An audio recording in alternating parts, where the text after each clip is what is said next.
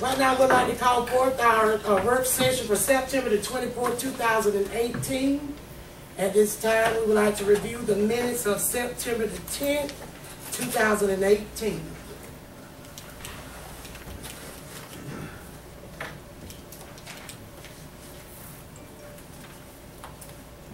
Fine to me, Commissioner Young. They look fine to me.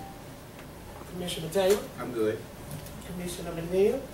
Yeah, just say that. Thank you. Commissioner Moore. Consent.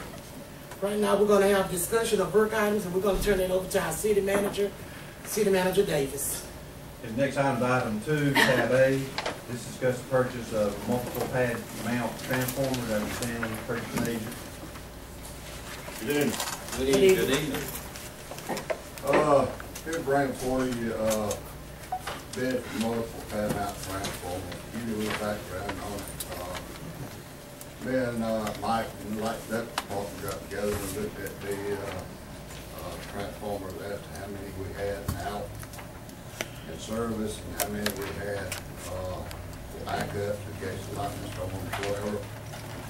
And decided we needed to, for the customer's sake and keep our flow of electricity, we needed to look at whether or not we need to increase our backup transformers because of the time frame and bidding process and all that. So what we ended up doing is I let the Electric City of Georgia second time go ahead and do that bid for it.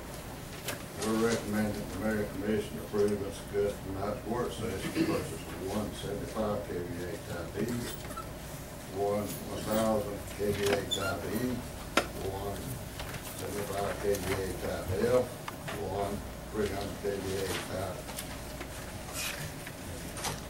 F, 500 kVA type F, 750 kVA type F, and 1,000 kVA type F, and 500 kVA type F. And that transformers were awarded for low bidders submitted. Solomon of Decatur, Tennessee for a grand total of $54,382, and Emerald from Springs, Florida for a total of $21,078 for a grand total combined price of $75,460. Commissioner Taylor. Oh, we're good with that. That's it. That's it. Commissioner Young. Consent. Commissioner McNeil. Consent. Commissioner Moore. Commissioner Pearson. Consent. Thank you, Mrs. Smith. Thank you. Next item is item 3, tab B. This will be discussed firefighter fundraiser walk for the Boys and Girls Club, and that will be Casey Wright, our assistant fire chief.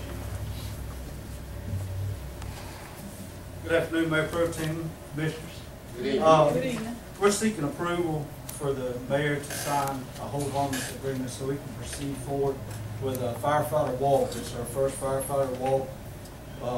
Brainchild, Mr. William Green, one of our firefighters, come up with this idea. It's a fundraiser for the Boys and Girls Club of Coffee County.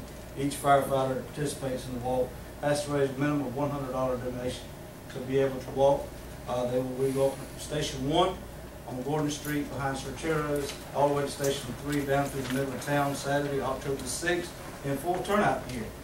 So it should be an interesting walk. It's going to be a hot walk, but it's something several of them is wanting to do, and we just need permission for the mayor, Mayor Pro Tem, either one to sign a hold harmless agreement so we can proceed with the documentation for DOT to get that approved. Yes, sir, I'm good with this. Commissioner McNeil. Yes, sir. And I'll be glad to donate, Casey. Come see me. Thank you. Commissioner Godwin. So, looks good to me. Commissioner Taylor. I'm good. Commissioner Moore. I'm good. Commissioner Pearson. That's fine. Consent. Consent agenda. Okay. Next item is Thank you, item, Mr. Wright. next item will also be Casey. Next item is item 4, tab C, discuss the ratification of the Georgia Firefighter Standards and Training Grant submission. Good afternoon to you all. This is a grant that we sought phone approval on back some weeks ago. This is just to ratify that grant. This is Georgia Firefighter Training Grant. This grant's awarded off the fireworks tax base. This is where that fireworks money comes back in. Of course, no guarantee we're going to get this grant, but we have applied for it for the amount of $9,236. That money will be purchasing some battery-operated rescue tools to make another quick response unit that will go to the cab even more efficient. So we just need to ratify this grant. Okay, Commissioner McNeil, Yes, sir, absolutely. Commissioner Collins, Looks good to me. Commissioner Taylor, Good. Commissioner Moore, Commissioner Pearson. Sounds good. Consent? Thank you. Thank you, Assistant Chief. Next item will be item 5, tab D, discuss Child Advocacy Center, Safety House, under Georgia Henderson Community Development Director. Good evening. Good Good evening. evening. This item tonight is to come before you to seek your approval for us to enter into a 5-year agreement with the Child Advocacy Center, also Sadie House, located at the historic Raymond Richardson Air Base. They are interested in 2 of the buildings, building number 7 and 8. If you approve it, the proposed lease amount that we have for the 2 buildings together would be $1,500 per month. Just to tell you a little bit about Child Advocacy and Sadie's House, and Ms. Carol Williford is here tonight. They provide victim services, forensic interviews, forensic medical exams, therapy, and more. The nature use of the buildings, what they propose is for the daily operation of the Child Advocacy Center, which has been a part of the community for 16 years. Using both of the buildings would give them the space that they need to host some additional meetings and events such as childhood abuse awareness breakfast and also training programs called Darkness to Light. They would only need to make one cosmetic change to the facility, and that will be one of the interior walls to open it up to give them more space. We have already had our building inspector to look at the building. It's not a low beam wall, so they could make that change if necessary. We have brought this before the Air Base Preservation and Economic Development Committee. That it meets their approval. They will be okay with it, and it falls within the guidelines of plan development for the historic base. So it's before you tonight for your discussion and approval. Commissioner Pearson? Thank you, Mr. Mayor. I've discussed this with Ms. Henderson, and I'm fine with it. It's just that I wanted to get one thing clarified with Ms. Williford, if she could come up. Ms. Carroll.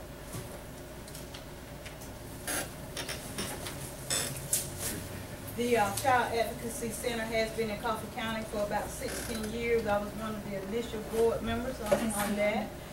So I know that the work that you all do is very valuable and appreciated. I was just concerned because of another interest that Ms. Henderson is aware of. Do you all think that you will actually need both of those? Because another agency was looking at getting one of those buildings so that they can actually house boys who are in trouble or in crisis, and they would be like a residential, they would be overnight and you need the showers. So I just wanted to be clear if that's exactly what you do. Yes, ma'am. We would like both buildings for many reasons. Okay. The first reason is when you have victims of crime, you definitely don't want to, have a lot of interaction. Not that the boys' home would be bad children, but you just don't want to have a lot of foot traffic because of HIPAA and things like that, privacy issues. Yes. Okay. Also, what we're trying to do, the reason we like the buildings is because it would allow us to separate the therapy part and the forensic medical exams, and that would give us more room to have more therapists there, group therapy, just a lot of things that we can't offer right now in the building that we're in. Okay, okay, thank you. So, Ms. Henderson, if you could take a seat, Ms. Wilford, I'd just like to ask you right quick, and you're familiar with the agency I'm referring to. Yes. Do you think that the city would be able to maybe accommodate that agency to get showers implemented into one of the other buildings? Any of the interior designs have been at the expense of the potential leaser of the building. Okay. And what we have traditionally done, looking back at some of the contracts, have adjusted the rent amount to kick in after, that cost has been prorated to the contract. Okay. All right, thank you. But there is potential in other buildings, yes, ma'am. Okay, thank you. So I'm fine with the consent agenda. Commissioner Moore? I'm fine with it, but it have to be occupied and be vacant. Because they'll go down fast if they're vacant, and then occupied is a lot longer. And agreement with it. Okay, Commissioner McNeil? And I'm all for doing all we can for these people at, you know, at the lowest possible cost we can. So, they do a great job. Commissioner Taylor? I'm good. Commissioner Gott? I'm fine with it as well. Consent? Thank you. Thank you. All right, the next six items are gonna be the Mike Hudson show. Starting with item 6, tab E, just discuss the industrial sewer users local limit changes. All right, good evening, Mayor and Commission. Good evening. Good evening. First item we're gonna talk about, like Mr. Davis said, is the local limit discharge pollutants of the on-treatment works that we have let ESG conduct a survey on. This only affects 5 of our customers. One of those customers actually holds 2 industrial permits. Those 5 customers are Optima, PCC, Elixir, Pilgrim's Pride, and Southwire 1 and 2. So this only pertains to those 6 customers at this time. Now, there could be other industrial customers that come in later that could be on this permit, but at this time, it's just those 6. We have had these limits Mike, approved. is that because of the size? We give them a survey form, and they have to tell us what pollutants they're putting in the way. There's a lot of factors: size, flow, pollutant levels. So each one of those have a form they fill out, and then we determine if they need to be in the So industrial it's permit. based on criteria. And it's part of our NPDES permit as well. We have to do this every so often. So we did get this approved by EPD back in May, this list of local limits. Kevin and I have had meetings with all of the industrial customers. We had one group meeting. Southwire could not attend, so Kevin and I went to their site and met with them on a separate meeting. So they all are aware of these limit changes. What we'd be asking for you guys to do tonight is go ahead and approve the limit changes, and then we will issue new permits based off of these limit changes. They will have a 30-day window to broach questions with us if they have concerns, but I don't foresee that happening. We've already sat down and went over it with them. And then at that point, we would adopt this. We hopefully would have all these new permits issued by January the 1st. We have extended the old permits until that time, and that will be under the old local limits charter. So if you approve this tonight, we will be drafting out permits for discussion over a 30-day period with all the industrial customers. Commissioner Lord? Mike and I have discussed it and I'm in agreement with it and for the consent agenda. Commissioner Pearson? Yes, that's fine. Consent. Commissioner McNeil? Yes, sir. Commissioner Taylor? I'm good. And Commissioner Gott? So Mike, none of the customers that y'all met with had any concerns or things that they felt like they needed to address? Well, they had a couple of questions, some of them about some of the limits. We actually went up on some things where they have a less stringent limit, and we went down on a few, especially metals. EPD and EPA are looking strongly at metals more than they have in the past. Nickel, cadmium, aluminum, stuff like that. Phosphorus was a big question. We went up from 5 to 10 on it, but we're just not designed at the wastewater plant to handle a lot of phosphorus at this time. We do have extensive plans in the future to try to alleviate some of that, but right now we just cannot handle high loading of phosphorus at our current facility. I'm fine with it.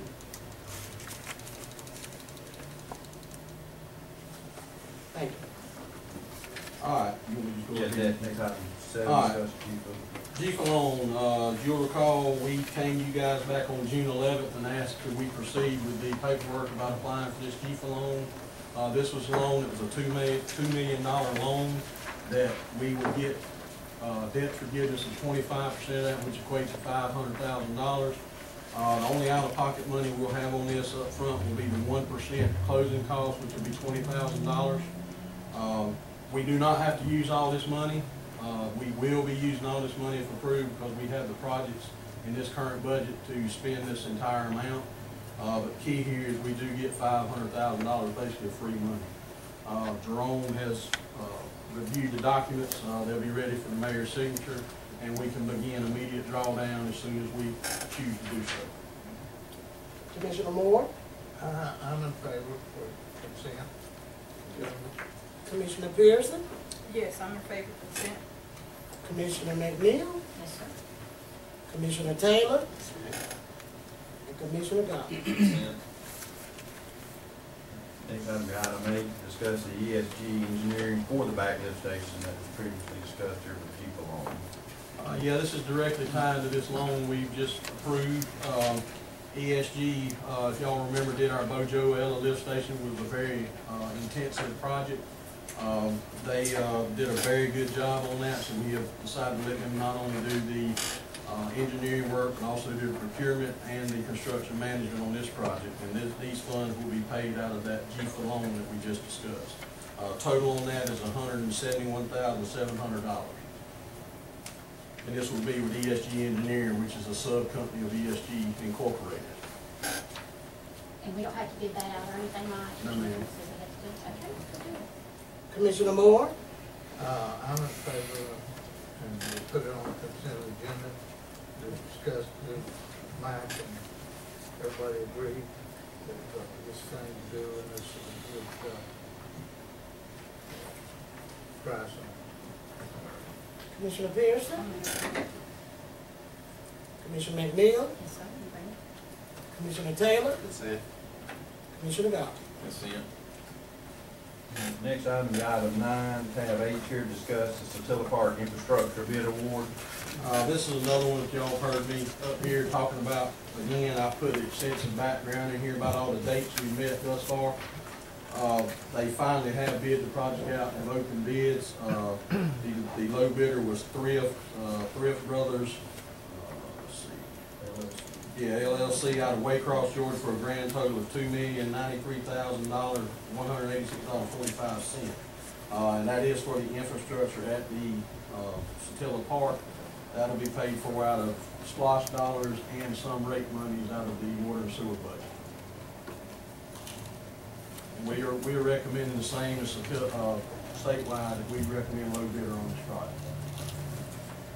Commissioner Moore, I'm in agreement with it. I think we saving some money there by going with Thrift Brothers and we put it on the consent agenda, pass it this time. Commissioner Pearson, Consent agenda. Commissioner McNeil, Consent. Commissioner Taylor, Consent. Commissioner Goff. Consent. Next item, item 10, to discuss the USDA, what we call Red Leg Coffee Regional Loan. Yeah, this is another one, again, y'all heard me come here and talk about a couple of times. On 3/26, we agreed as a mayor and commission to go forward with the documentation necessary to see if we qualify for this loan. On 6/28, we did a resolution that the mayor signed that was part of the paperwork to do this loan. And now we have been approved for this loan as well. Remember, this loan will be used for Coffee Regional Hospital. We will actually be the loan on the hook for the loan. They will pay us back every month, and we'll make the payments. We've worked out all the details of collateral. I think they're wanting to close on this, I think, Wednesday of this week. So this is kind of a time-sensitive piece. Jerome has reviewed those documents as well and has seen no problems with those. So we will be asking to approve that loan tonight based on the $2 million. Commissioner Moore, Yes, I'm in agreement with Mike on that and should be helpful for the hospital, for Coffee County. Commissioner Pearson, I agree, I'm consent. Commissioner McNeil, Yes, sir. Commissioner Taylor, Consent. and Commissioner Goff. Consent. Next item, item 11, to discuss the generator costs for the barbecue festival, tab JW Murray. All right, as all of you know, we had the barbecue festival at the airport. We had about 3 plans for this festival when it started. 2 of those got scrapped at the last minute because of the rainy season we've had and it being so wet. We had to totally change our generator layout. In fact, on September 4th, which was 2 days before the event, is when we made the final decision of how we would put power to all these participants. So had an original quote that was under the city manager's threshold. When it was all said and done, it went over, so we're asking to tonight to approve the cost of the generators and all the cables in the amount of $14,100 for the barbecue festival. And that's Mr. Harris, Diversified Cert LLC. He's done all of our festivals in the past. They actually leave a tech on site to troubleshoot stuff if we have any issues with generators. But we wound up having to have 3 generators instead of 2. Oh, okay. Commissioner Moore? I'm in agreement with it. Consent agenda. Commissioner Pearson? Consent. Commissioner McNeil? Commissioner Taylor? And Commissioner Thomas? Consent. Thank you, guys. Thank you. Thank you, Mayor. All right, next item would be item 11, tab K. This is dealing with our City Hall building project. This is the second part of the contract with our architects and engineers, and we just need the contract, this is the second part of it, approved, and that'll carry us out with the remainder of the design and build out of City Hall and renovation of City Hall.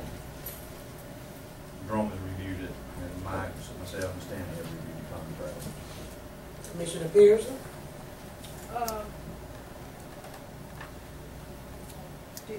Take this one.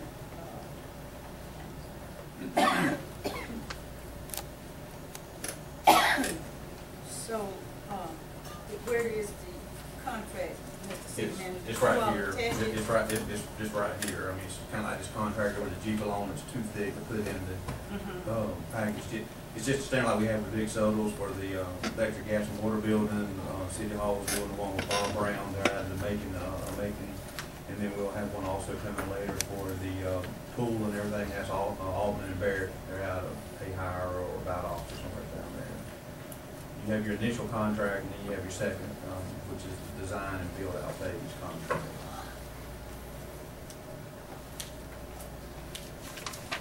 Now, let's see. So this was not the project that, had actually went over bid. This is not it. Well, this is the architect or part of that. Yeah, I mean, you got your architects. We like the Big Sotos doing the electric, gas, and water building. Bob Brown and BTBB out of Macon, they're doing the City Hall piece, and Altman and Barrett's doing the Davis Way pool area stuff. And so this is just a contract for the architect piece of it, not the build out, not the engineering piece and all that. This is just the architect piece of it. And then before Jefferson, Harper and Lewis, before they can finish stuff, they have to get all the conceptual designs together and then come up with a final pricing on that. This is just the design architect piece of it. Okay, and I'm getting a little confused because I know sometime back you discussed with some of us that some things were going over the bid. Right, well, And and once we have all the final designs in, we know what that true cost is going to be. So don't still Right. know right now. Right, Okay. and it's going to be over, It because is. everything's running, I mean, you know. Okay. All right. So until we can, I'll go ahead and agree, but definitely, I don't want to vote for something until I know exactly what's the overage gonna be, which is you explaining. But I just know, I hadn't seen the contract, and like you're saying, it's too in-depth to have, But anyway, I'll go ahead and agree for tonight. See, Mr. Mayor. Commissioner Moore? I agree. Commissioner McNeil? Commissioner Taylor? Commissioner Thomas? I'm okay with it. And with that said, we're going to need to have a meeting next week sometimes, Monday, Tuesday, to discuss the building projects. So I need y'all kind of give me a consensus tonight that y'all good with Monday or Tuesday, Thursday, because the builders and the contractors they're all waiting till we got to make some decisions. Exactly like the pool, exactly how far we're going with the pool. Whether the purchase of the building stays in or not stays in, because all that starts changing the pricing of some of this stuff. So we need to have that discussion, and we need to have just a special meeting just for the building and not, you know, with all the other stuff that's going on, just have a meeting about that from a work session standpoint. Okay. Got it in the daytime or night? Oh, we can, I mean, maybe at nighttime probably, because some of them have jobs, and so some of them, you know, some of them have retired or whatever it may be. So, can I get a Monday or Tuesday? A Thursday would be better for me, because Tuesday I have Bible study, some of the others have Bible study on Wednesdays. So Thursday, what y'all say? Monday's good with me, but I can Thursday, plus I can be good. Oh yeah, you off on Mondays, right? Yeah. Mondays or Thursdays, fine with me. When will Mary be back? I'll try to make This I'm week. just trying to check my schedule. Yeah, Mayor will be back but tomorrow night. Yeah, I'll check and get that to you.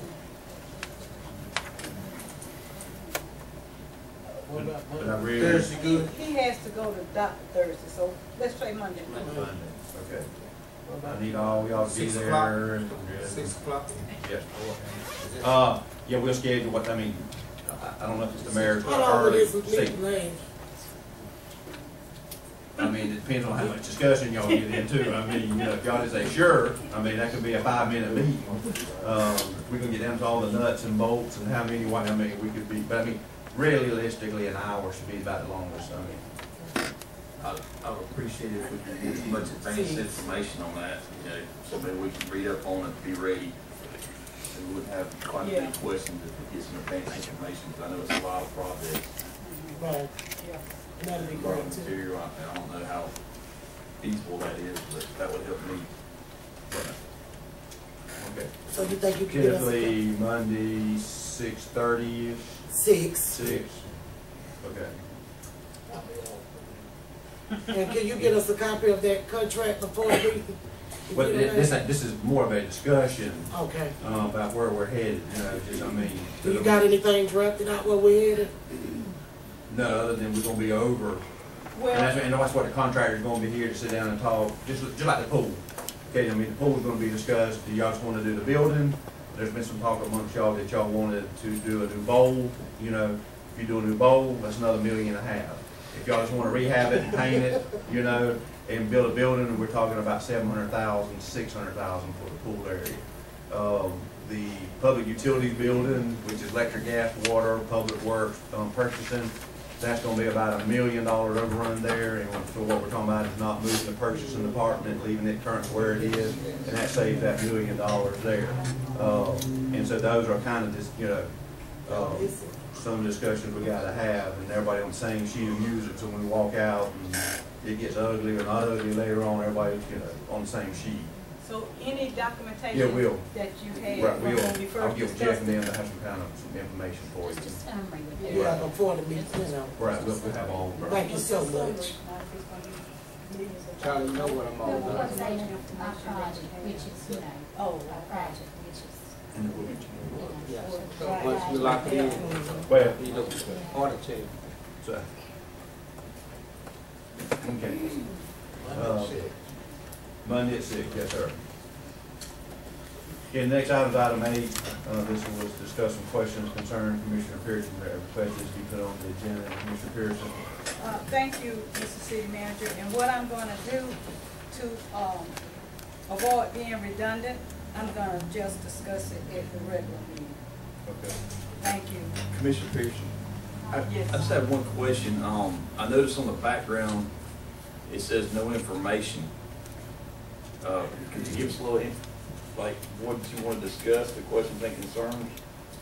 There's Was there- there are several things, like for one, we mentioned at the last meeting, and so if I'm gonna, it's various items, but if I'm gonna say it now, I just say it Yeah, I again. just wondered to me because there was It's nothing on that board. various things, but basically, the issues that's been going on for our last couple of meetings, for the last month or so, With the charter? yes, with the charter, with the issue of the combining the position, with what has happened with that position since then.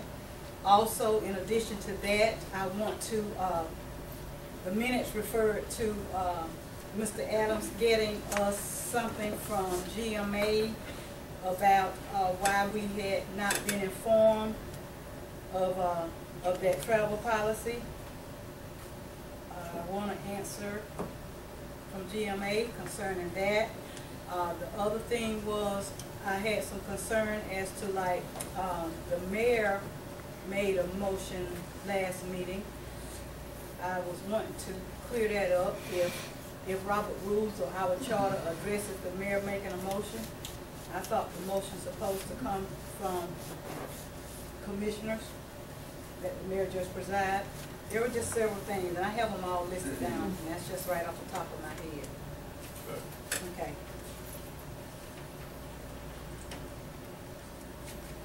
General comments, we had nobody sign up for the general comments.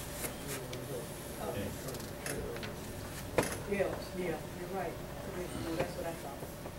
But Mr. Davis and Mr. Mayor, I did talk to a couple people today. They said that they wanted to address the council, and I told them you as presiding would make that choice, but they didn't have time to get on the agenda. So I told them that I would make you aware prior to the meeting, but however I was running late, so I had not told you. So I'm saying to you now that there was someone who wanted to come in. We have always before had what they want to talk about. Before they being on the agenda. Okay, I'll give permission. Okay. Go to the podium and state your name.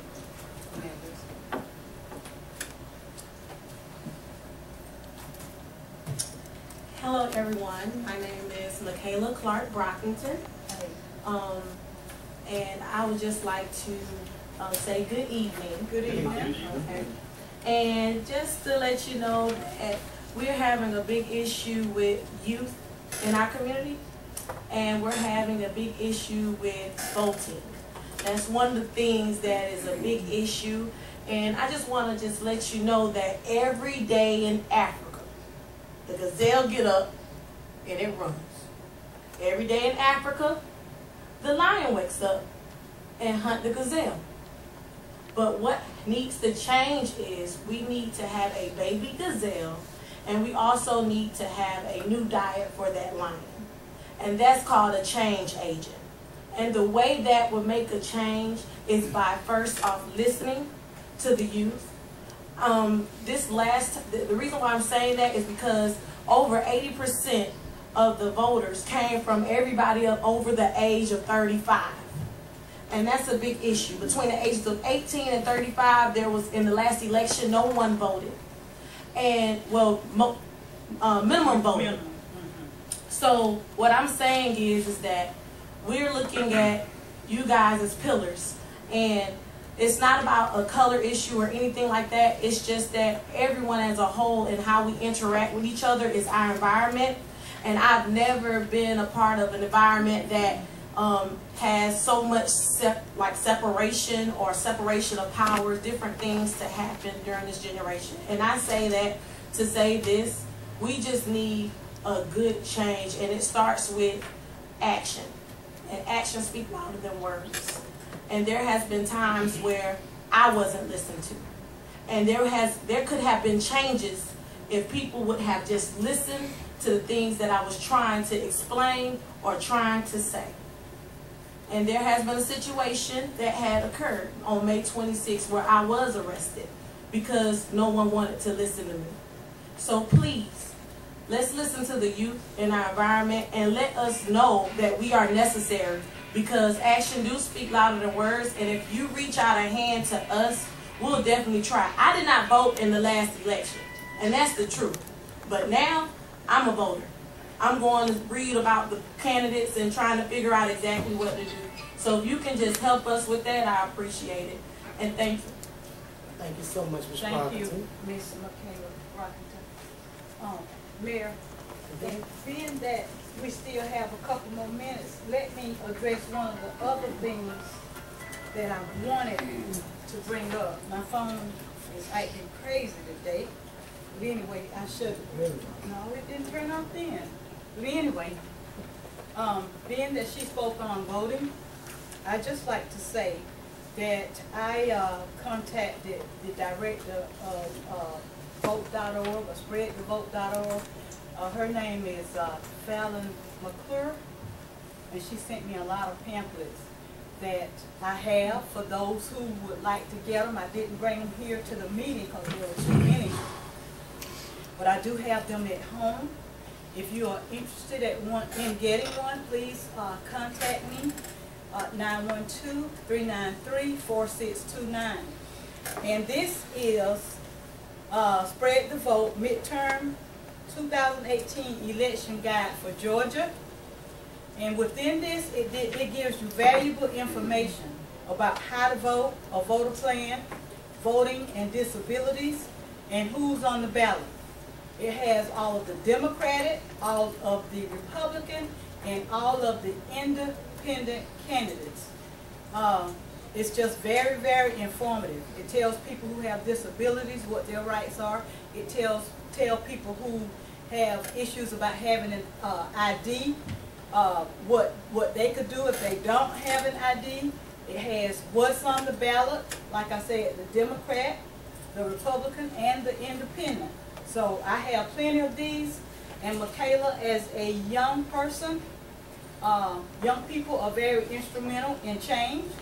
So if you would like to get some from me, you are more than welcome. If you'd like to pass them out to some younger people, have voter registration drives, whatever it is you like to do, I have some, and I can help you get the word out about how important it is to vote.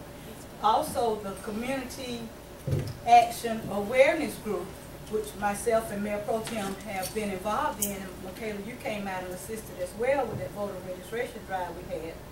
We've been trying to get other civic organizations involved, like the American Legion. I've called Mr. Loving. Yes, you are. And I apologize, but I didn't have your number. I had Mr. Loving's number. I text you, and you asked me what was it about. But anyway, that's not here there. Maybe you didn't know you were talking to me. But that was me who texted you about it. And so American Legion, Eastern Stars, Ladies Auxiliary of American Legion, all civic groups that want to get involved, Community Action Awareness, have been meeting at Gaines Chapel AME Church because of the fact that this election, people should vote like their lives depend on it, because it does. Yes. So I think that's all I have, Mr. Mayor. Thank you for those minutes. Miss, I'd like to get our organization 100 Men in Black. 100 Men in Black. Mr. Roland came. Roland Lott came. Roland know how to come in. Okay. You get with me now. I get with you. I get with you. And I'll get with you, Commander Walker. Thank you. Thank you, and I apologize. I'm just so used to Mr. Sugarman. We know how active he is, so I apologize. No disrespect. I know how we ladies sometimes get overlooked when we get in charge. My apologies. Thank you. It's very important that we get everybody, out to vote, even the ones that haven't voted in our elections for years, to be active, because if you don't vote for a certain amount of years, you're going into an inactive state. And so when you try to go vote this time, if you're inactive, you can't vote because you're not active. So you need to do that before the deadline, which is in October of voter's registration. October 9th is the last day to register to vote. So if you know anyone that hasn't voted in a while, please get it out there. Yes, sir. Manager. Okay, 3 items. Just a reminder, next Monday we do have this meeting now in the building at 6 p.m. Also, too, former Commissioner Josie, his wife passed yesterday, Ms. Jean. She's been fighting some illnesses and a fall and all that kind of stuff. So the viewing will be tomorrow at Sims, starting at 6, funeral Wednesday at 4 p.m. at Northside Baptist Church.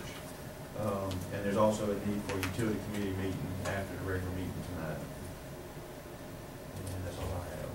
Thank you. So was there no general comments? There was, as Nobody far was as saying photo. no. Okay. Okay. Okay. That's it. Recess till 7 o'clock, I mean. Thank you. Adjourn. Recess. Recess, I mean.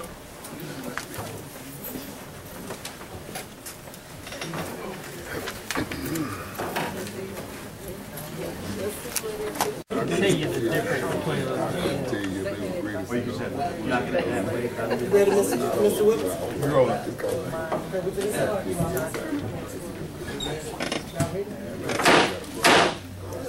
We would like to call order to our City of Douglas Mayor and Commissioners meeting, regular meeting, September the 24th, 2018. We would like to call to order, and right now we will have our invocation by Commissioner Olivia Peterson. Well, thank you, Mr. Mayor. Pro Tem.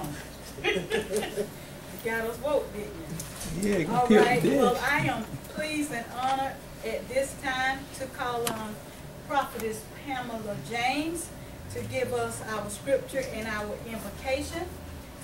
Prophetess Pamela James is the founder and pastor of In Christ Ministries, located on Pearl Street here in Douglas, Georgia. She is also, Prophetess Pamela, you can go to the podium. She is also a daughter of the house of Shiloh Missionary Baptist Church under the leadership of Pastor Aiden Fluker and First Lady Jasper Fluker. She is very instrumental in the well-being of the city of Douglas and Coffee County, in that she has a clothes closet and a food pantry for those who suffer burnouts or are just in need. Prophetess James, we appreciate you for coming tonight, and if you will.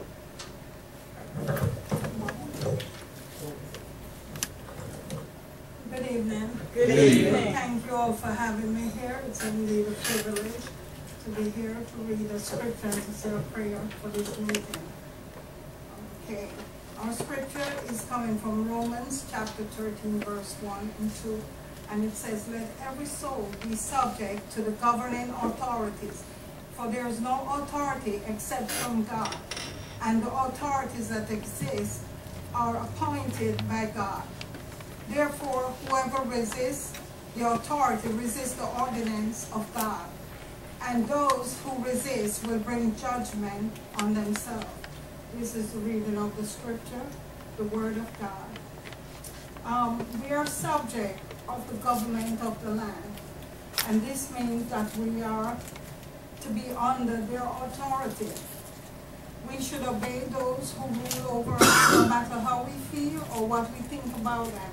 God has established those in positions of authority as it pleases him, and so we ought always to be subject to the governing authorities of our homes, our cities, our state, our country. And this indeed is the first step in making our environment great. Let us pray. Our Father, who art in heaven, hallowed be thy name. As we gather here today, Father, we are seeking you for protection, guidance, peace, wisdom, knowledge, and understanding for our mayor, our commissioners, all our leaders in their respective places in this great city of Douglas and all over these United States of America.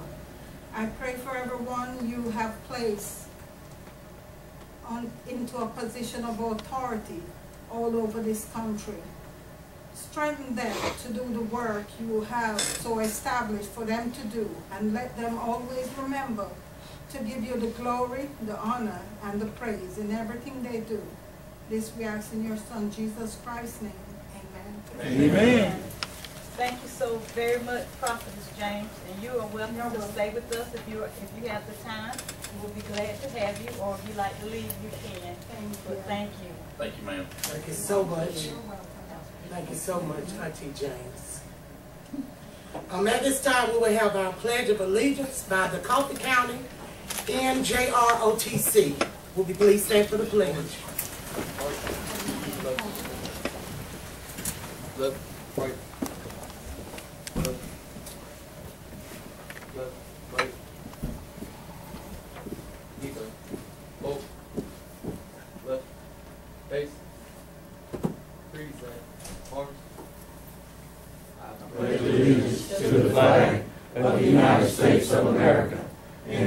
republic for which it stands, one nation, under God, indivisible, with liberty and justice for all. Order.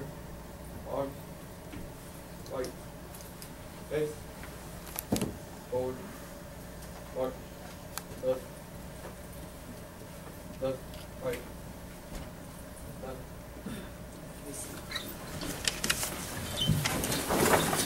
We would like to thank Commander McKinn and Lieutenant Junior Gray Torres for doing our Pledge of Allegiance this evening. And right now, we will have the approval of our minutes. Is there a motion? So moved. Second. Okay, we can scratch that off. Next, we will have the approval of the order of our agenda. So moved. Second. Commissioner Pearson made our motion, and Commissioner Moore seconded. Is there any discussion of the motion? All that are in favor say aye. Aye. All opposed? Motion carried. Right now, at this time, we will have the second reading to appeal of the portion of the alcohol beverage license ordinance by our city attorney, Adams. Hold on 1 second, let me make sure I got the right one here. No, wait on.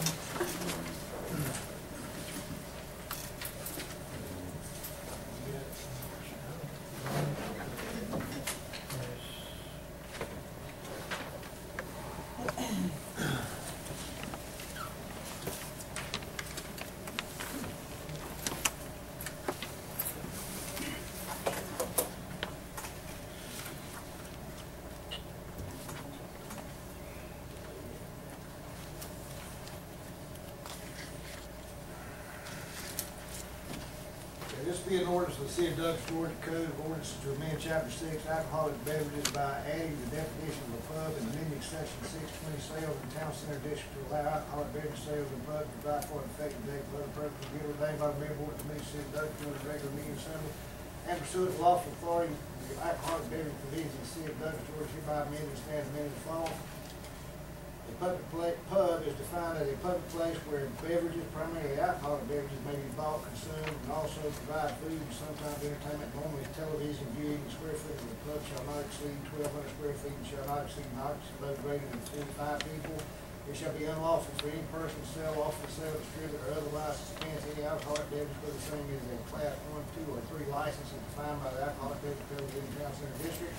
Board of Commissioners may authorize the sale of alcohol by the drink under the Class 3 license in the Town Center District provided. The business meets the requirement of the restaurant as defined in Section 6.1. The business meets the definition of pub as defined in Section 6.1. Also read the first time of the regular meeting of the Board of Commissioners of the City of Douglas, Georgia, on August 27, 2018. Will be read for the second time at the regular meeting of the Mayor Board of Commissioners at the proper advertising and caption as required in the charter of the City of Douglas, Georgia on September 6, 2018. And this is ready for action.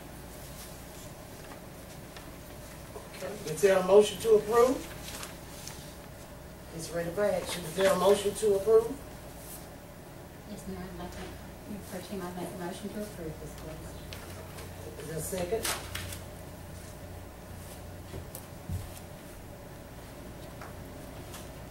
Is there a second? I'll second. Is there any discussion? All of those that are in favor of the motion say aye. Aye. All of those in favor of the motion say aye. All opposed? Aye.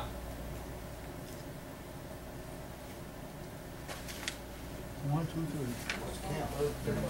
Going 3-2? So far, are you gonna vote? No, I know you don't have to, I'm asking if you is. I can. To approve. What was it? 3-3, since the Mayor Pro Tem has voted. Okay, well, it's a tie, so it does not go forward. It will have to come back, and you have the mayor here so you can vote on it again. So it's not approved tonight. Okay, for the next one. Yes, sir. The second reading of the alcohol beverage ordinance relating to city special events. Be it ordained by the Mayor and Board of Commissioners, City of Douglas, Georgia, regular meeting, assembly of pursuant to lawful authority, the alcohol beverage provision, of the City of Douglas, Georgia, hereby amending, establishing, and adding the following. City special events means an event held on designated city property, including rights of way located within the City of Douglas that is approved by, organized by, and/or sponsored by the City of Douglas. The city special event may include any city commission approved event that is organized by the Douglas Coffee County Chamber of Commerce, Downtown Development Authority, Downtown Merchants Association is held only in the Town Center District, except during specific circumstances specified as such as be herein. It shall be unlawful for any person to possess an alcoholic beverage in an open container on their person while on the street, sidewalk, park, square, or other public place within the City of Douglas, Georgia. Alcoholic beverages may be consumed within the boundaries of the city special events which have been approved. The sale of alcoholic beverages by the City Commission or any approved city special event in the Town Center District under the following circumstances. The alcoholic beverage must be sold by a licensed Class 3 establishment. The alcoholic beverage must be in a paper or plastic cup. The capacity of the cup shall not be greater than 16 fluid ounces and must display the name of the licensed establishment where it was purchased. The person in possession of the open container must wear an armband that has been pre-printed with the name of the organizer, sponsor of the city special event. The person in possession of the container shall not possess more than one alcoholic beverage. Any Class 3 licensee establishment in the Town Center District may dispense no more than one alcoholic beverage for the removal of the licensed premises per person, and no person shall remove more than one alcoholic beverage from the premises unless specifically authorized by ordinance or regulation provided by this section shall be in full force. Also read for the first time at the regular meeting of the Mayor and Board of Commissioners, City of Douglas, Georgia, on August 27, 2018, and read for the second time on September 24, 2018, at the regular meeting of the Mayor and Board of Commissioners, City of Douglas, as properly advertised and captured and required in the charter of the City of Douglas, Georgia, and this is ready for action. Thank you, Mr. City Attorney. This is ready for action. Is there a motion? So moved. Second. Is there any discussion? Mayor Pro Tem, I would like to make a note about these two items because I'm such an adamant person, such a, I'm so excited about what's going on in our downtown, in the City of Douglas, and the opportunities for business owners downtown to have people come downtown in the evenings when normally sidewalks, as we used to say, we roll up the sidewalks at 5 o'clock or whatever. Having had property in other cities, Greensboro, Georgia, in places, in Valdosta they do this, in other cities they do this, and it is in Athens, Georgia, it's a wonderful time for young people to get out. There's no aura of misconduct or of anybody being overserved. It's very carefully monitored. It's not an abuse of anything like that. But I think to be in the 21st century, to be, to compete with some of these other cities, and again, to make Douglas and Coffee County the kind of place that my children would want to come back to. This is part of it, and this is a small portion of it.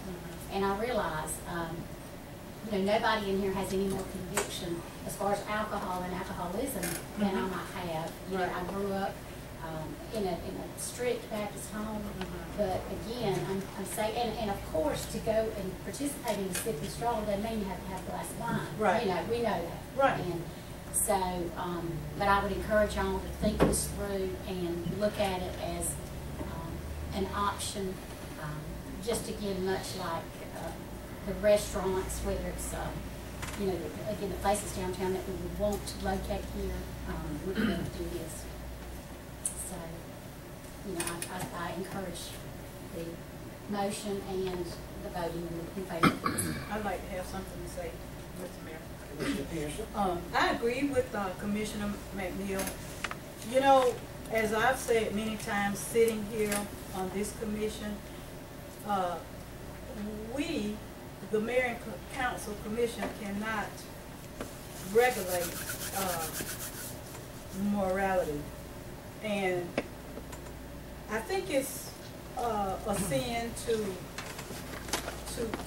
get drunk, but to drink in moderation, I'm going to be honest, I don't think that that's a sin. I think there's, in anything you do, if you don't do it appropriately, and if you overdo it, you can commit a sin, such as, overeating. That's one of the things that I do as a sin, I overeat. And we have to be real about things, you know? We just got to be honest. So, I have seen other cities that have things like this, and we've got to take into consideration, if we want our downtown to thrive, you got to do things that's gonna keep your young people, middle-aged people involved and active and going down there. Nobody condones getting drunk and all of that. I don't. We're not talking about a tailgate party here, y'all, okay? This is right. This is just something to allow something businesses for the to do something that will help to, you know, boost their sale and their businesses, and to keep our downtown thriving. And that's what progressive, forward-moving cities. That's kind of what they do. But anybody who chooses make the choice to get drunk, that's on them. That's not on us, because you have a law against getting drunk. And if you get drunk and you're in the public, you're going to jail. Oh, y'all laughing at me?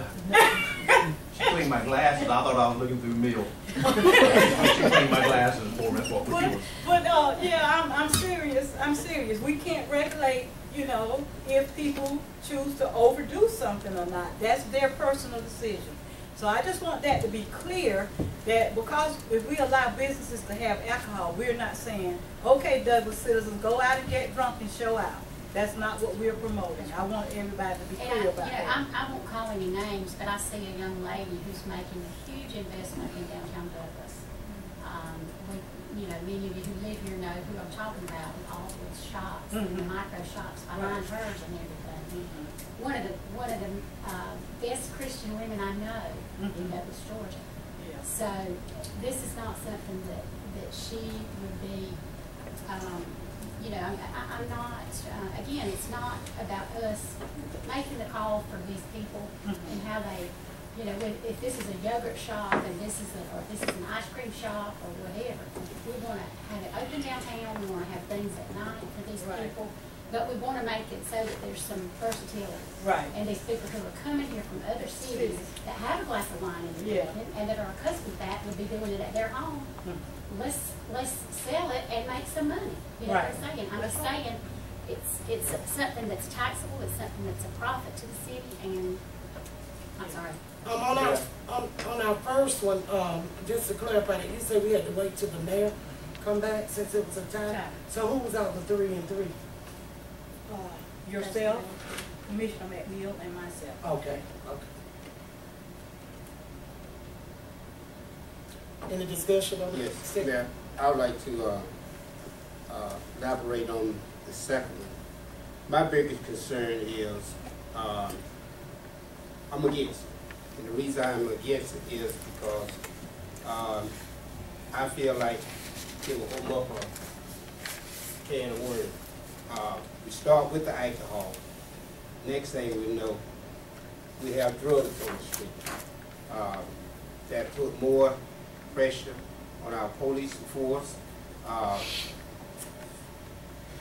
Me, myself, I'm dead against it because individual, when he go to drinking, he can't not control.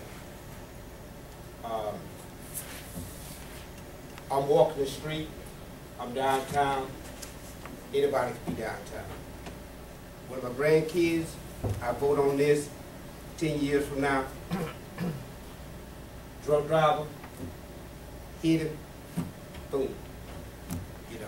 It's over with because I voted for this, and I'm dead against it because, allowing this to have it out in public like we're talking about here, I'm against it.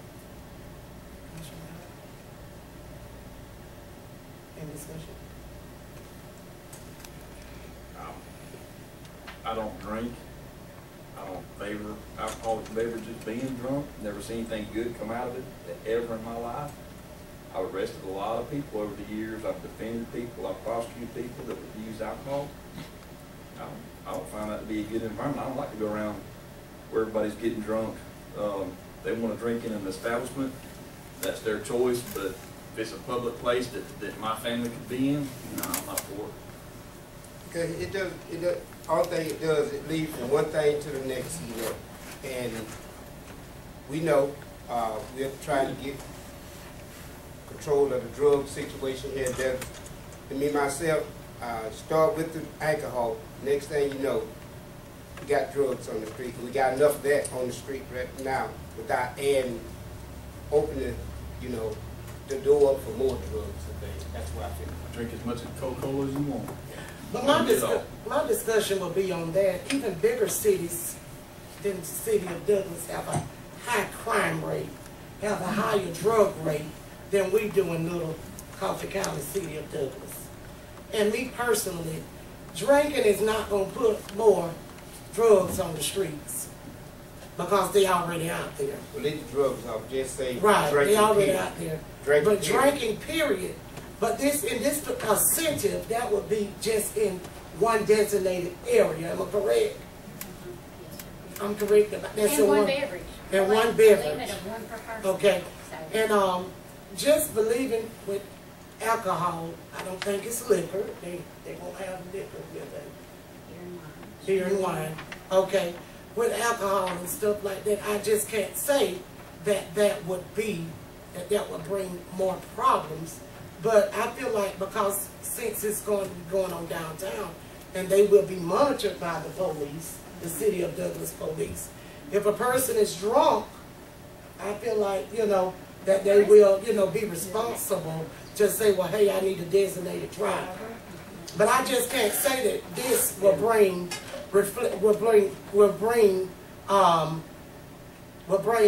conflict in our community, and will up crime rates, and will up death rates, will up killings and DUIs and all that. I understand that, but in order to decrease your DUIs and your drunk drivers, you have to get control of those that are drinking first.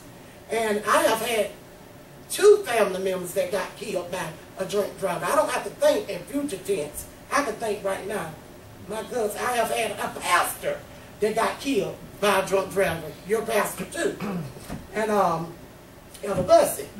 And with saying that doesn't monitor. I mean, just because this is, and it's a time frame from 5, what time it is? 5 to 8, just one drink. I mean, how much does it take for you to get, can I get the interim chief of police to answer this question for me? How much alcohol does it take for your system for you to get drunk? Well, it depends on the body mass of the individual, but the norm is for a 12-ounce beer is 0.02 per drink. Okay. And it takes 0.01 per hour to decrease. What size the cups will be that they will be issuing out? Anybody know? 16 ounce. Okay. With that being said, I'm for it because I see that the other cities, they do it. That's bigger. The crime rate higher. The drunk drivers higher. All of that's higher. But I can't say that this will add to that situation. I can't say that realistically. I can't say that. And I hate to interrupt, but we visited some cities that are doing this in an entertainment business. Right. With music, with little music festivals, with just street corner type things where they're playing and stuff out in front of and I used a J&D cafe or something like that in the city or in one of our parks and stuff. And again, we were so impressed with some of the things they've done. I've been to the Sip and Stroll, you know, in other cities before, and it was the women, and you know, they conducted themselves very, you know, very professionally, very whatever. It was not at all the environment that we may be picturing here again. This was not a tailgate party, y'all, okay? So that's not what I'm advocating here. I'm advocating something that would be a quality of life enhancement, I think, and something that we would monitor and manage. And again, we could take it back. We could try. We could take it back if it gets out of control. So, you know, I'm not an advocate of people overindulging. But sorry. I can approach you, Mayor. I was reading a medical report the other day about beer. It said beer is supposed to be healthy for you. Y'all need to go in there and look at the medical report. You'll see what I'm talking about. I'm telling the truth. I'm telling you. I did some research last week. You know, and I have to say, I'll be honest with y'all. You know what I'm talking about now. College days, you could put all the beer I've ever had in the palm of Seriously, my hand supposed to be healthy because for you. I don't like the taste. But again, that is an acquired taste. But for people who do it and manage it, okay, and Yeah, right. or whatever, Yeah. you know, I don't want to create an environment for children either that it's the forbidden fruit, or they're then more tempted to, you know, I don't know. I just want people to do it responsibly. And I'll rest on that. Thank you, David. We done had discussion.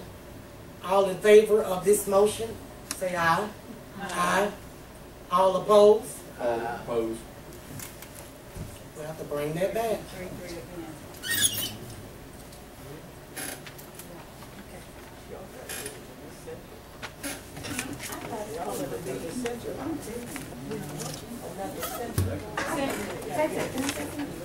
I thought it was supposed to be, you're supposed to vote on behalf of your ward, not your personal belief.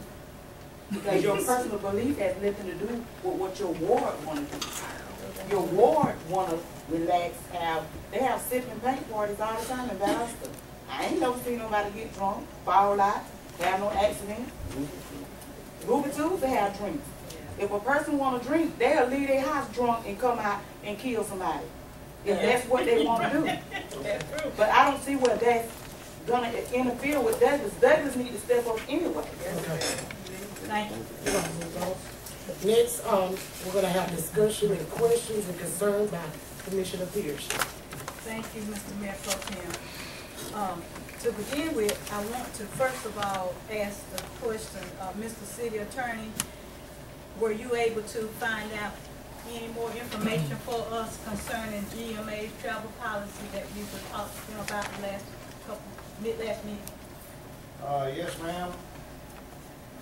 Took me a long time to find this, but I found it. I'm sorry. And, you know, this OCGA 3635-4, which establishes travel policy for governing authorities, part of it was enacted before I was born and while Commissioner Moore was a young man. It was enacted in 1965. It's written in tablets back in 1965. Yes, ma'am. Okay. Then it was amended in 1973. Amended again in 1974. Amended again in 1975. Okay. Amended again in 1979. Amended again in 1981. And amended the last time in 1987. Okay. Thank you. Were you able to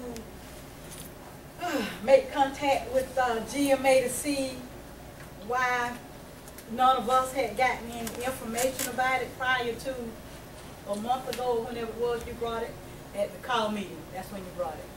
Okay, any communication from them? The last time this was amended was in 1987. Okay. So that was the last time any legislative action was taken on this law. Yeah. And GMA, the only way they notify cities about changes in the law is through the legislative update that they send out during the General Assembly and at the end of the General Assembly.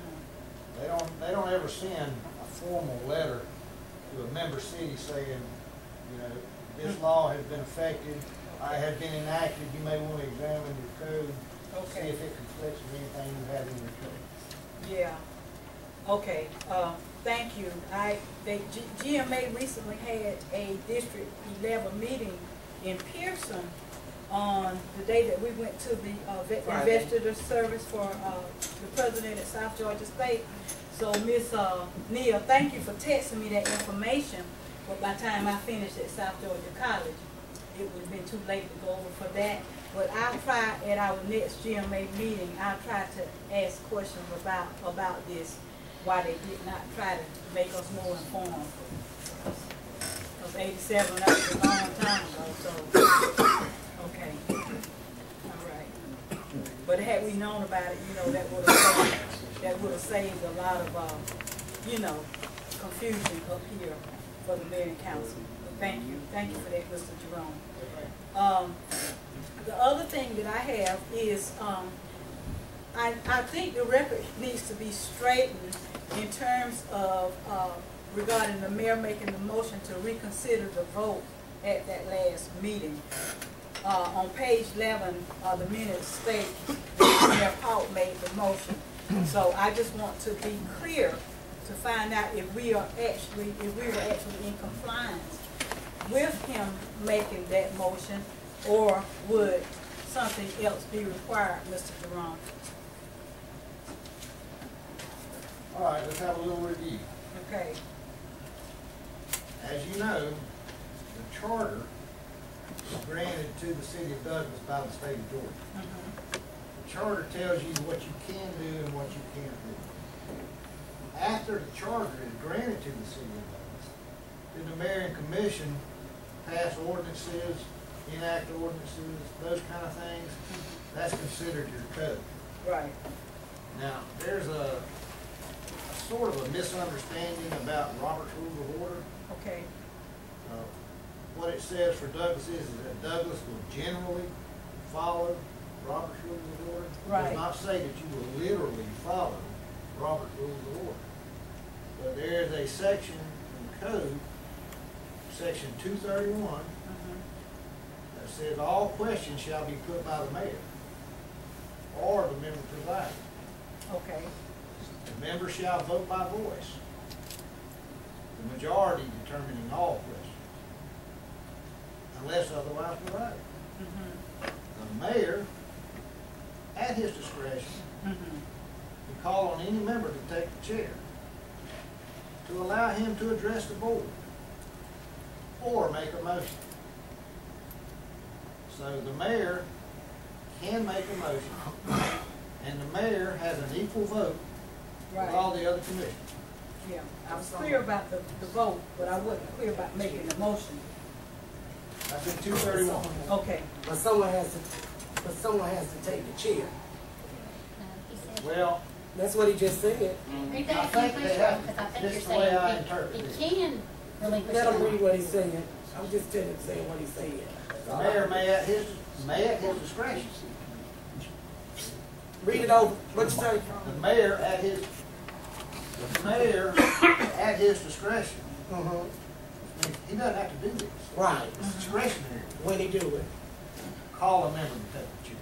Right. He can keep the chair. Right. To allow him to address the board, which he does all the time. Right. He always has. Right. Or make a motion. So it's discretionary with the mayor whether or not he wants somebody to take the chair in order for him to address the city commission or make a motion. Okay. All right. Thank you. So it's his discretion. So the last thing I have, the validity of the revote, since the first vote was actually in compliance, which was a 4-2 vote. How valid is that revote? That's my last question. The revote, I believe, was 4-3. Wasn't that the vote? Yeah. It was 4-3. Okay. So that makes that question moot. Okay. All right. Thank you, sir.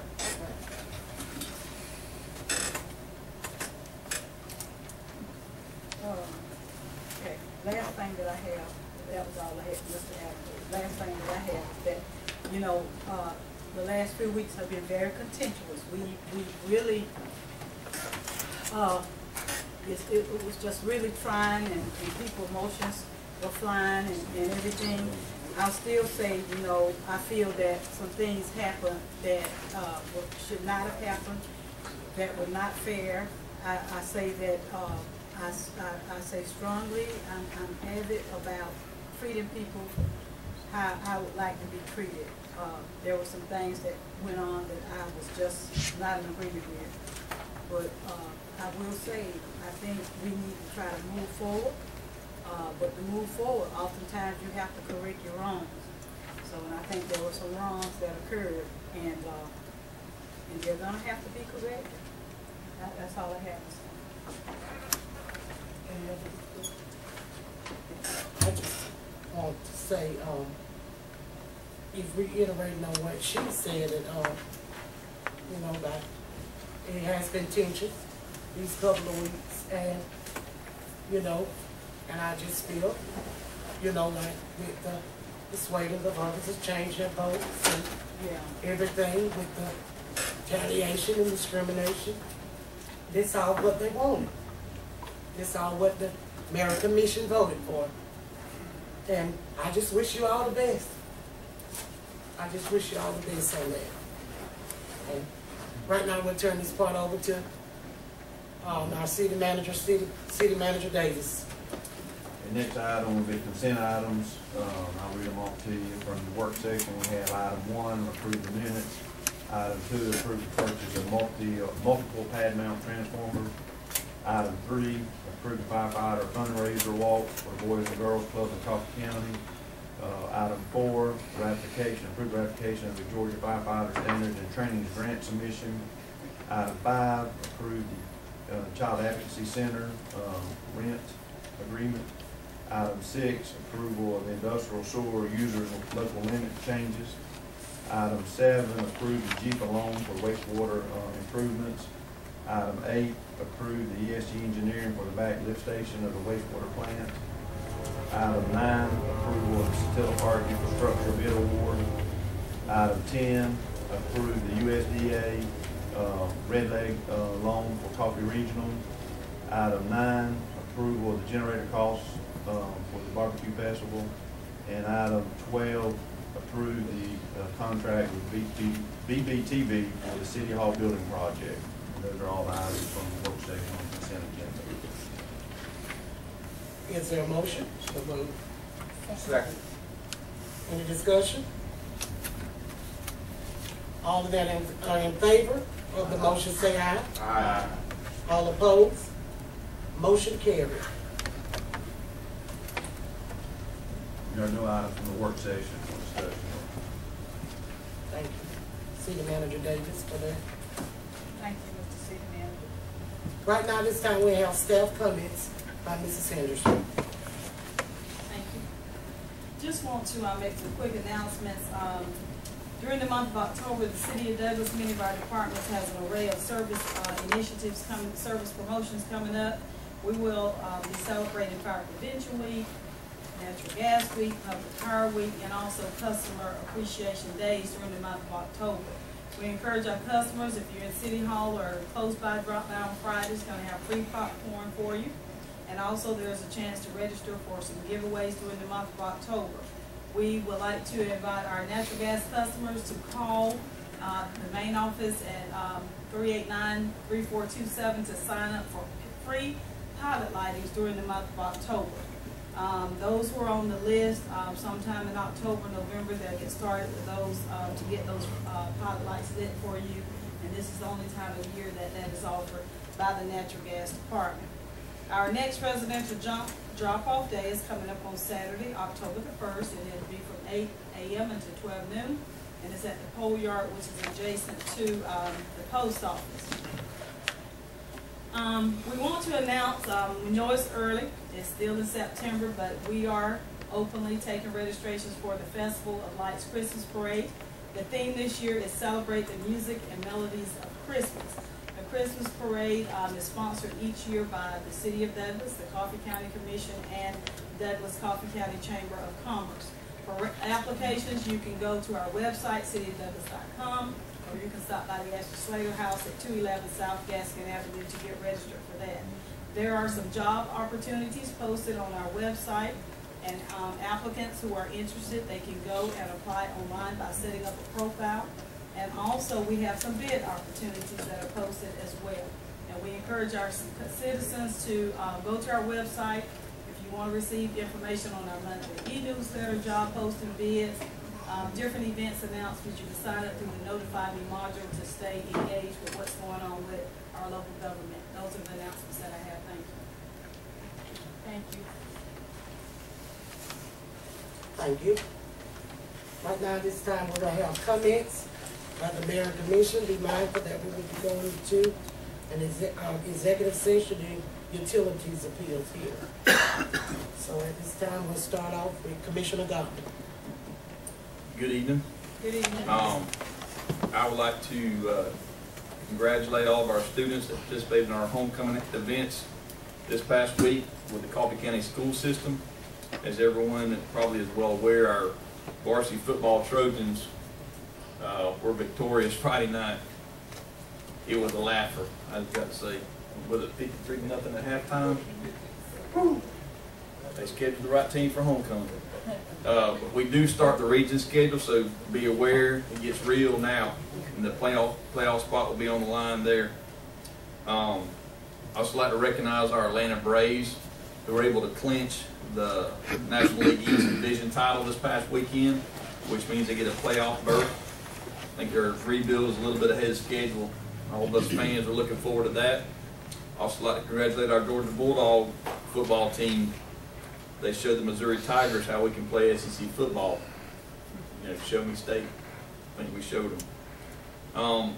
But on a more somber note, many of you may have heard this morning a young man at Appleton County High School shot himself in a bathroom over there. They had to lock down the school.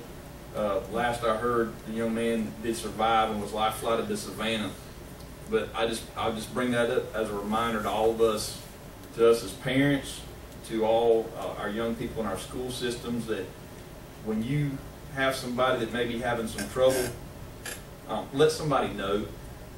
If you are in a position where you can give some encouragement and maybe meet a need, take that opportunity. But if you're concerned about one of your classmates or a family member who seems to be struggling in whatever way, let somebody know that can make a difference. I don't know if that's exactly the case of what took place here, but it's just, again, a reminder. Sometimes we take for granted the things that our children go through, but just like adults feel stress and things weigh on them, the same things happen to our children.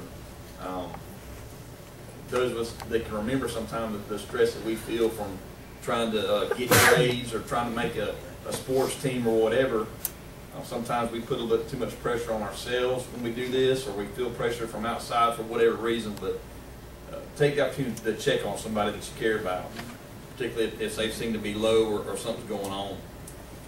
We've also had a couple of citizens that live in Coffee County killed in wrecks. Again, a reminder, let's make sure. I think about this often because I'm an impatient person by nature and I like to get where I'm going, but I always remember you can't get there if you get in a wreck. Certainly not going to get there if you get killed. Let's please take those few extra seconds to make sure that we're operating our vehicles in a safe manner. And we always have to watch out for the other man as well out there on the road. You don't ever know what somebody else may do as well. So that, just a reminder, let's do the best we can to be safe on our roadways. That's all I have, Mayor Pro Tem. Commissioner Taylor. Thank you, Mayor.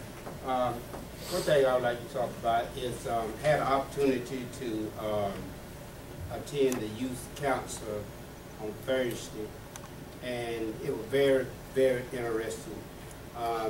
There was, Ms. Juanette, I'm put you on the spot and everything. There was several things that they talked about, you know, and one of the main things was bullying. And Ms. Juanette, would you please kind of emphasize on what they talked about that night, you know, if you would please.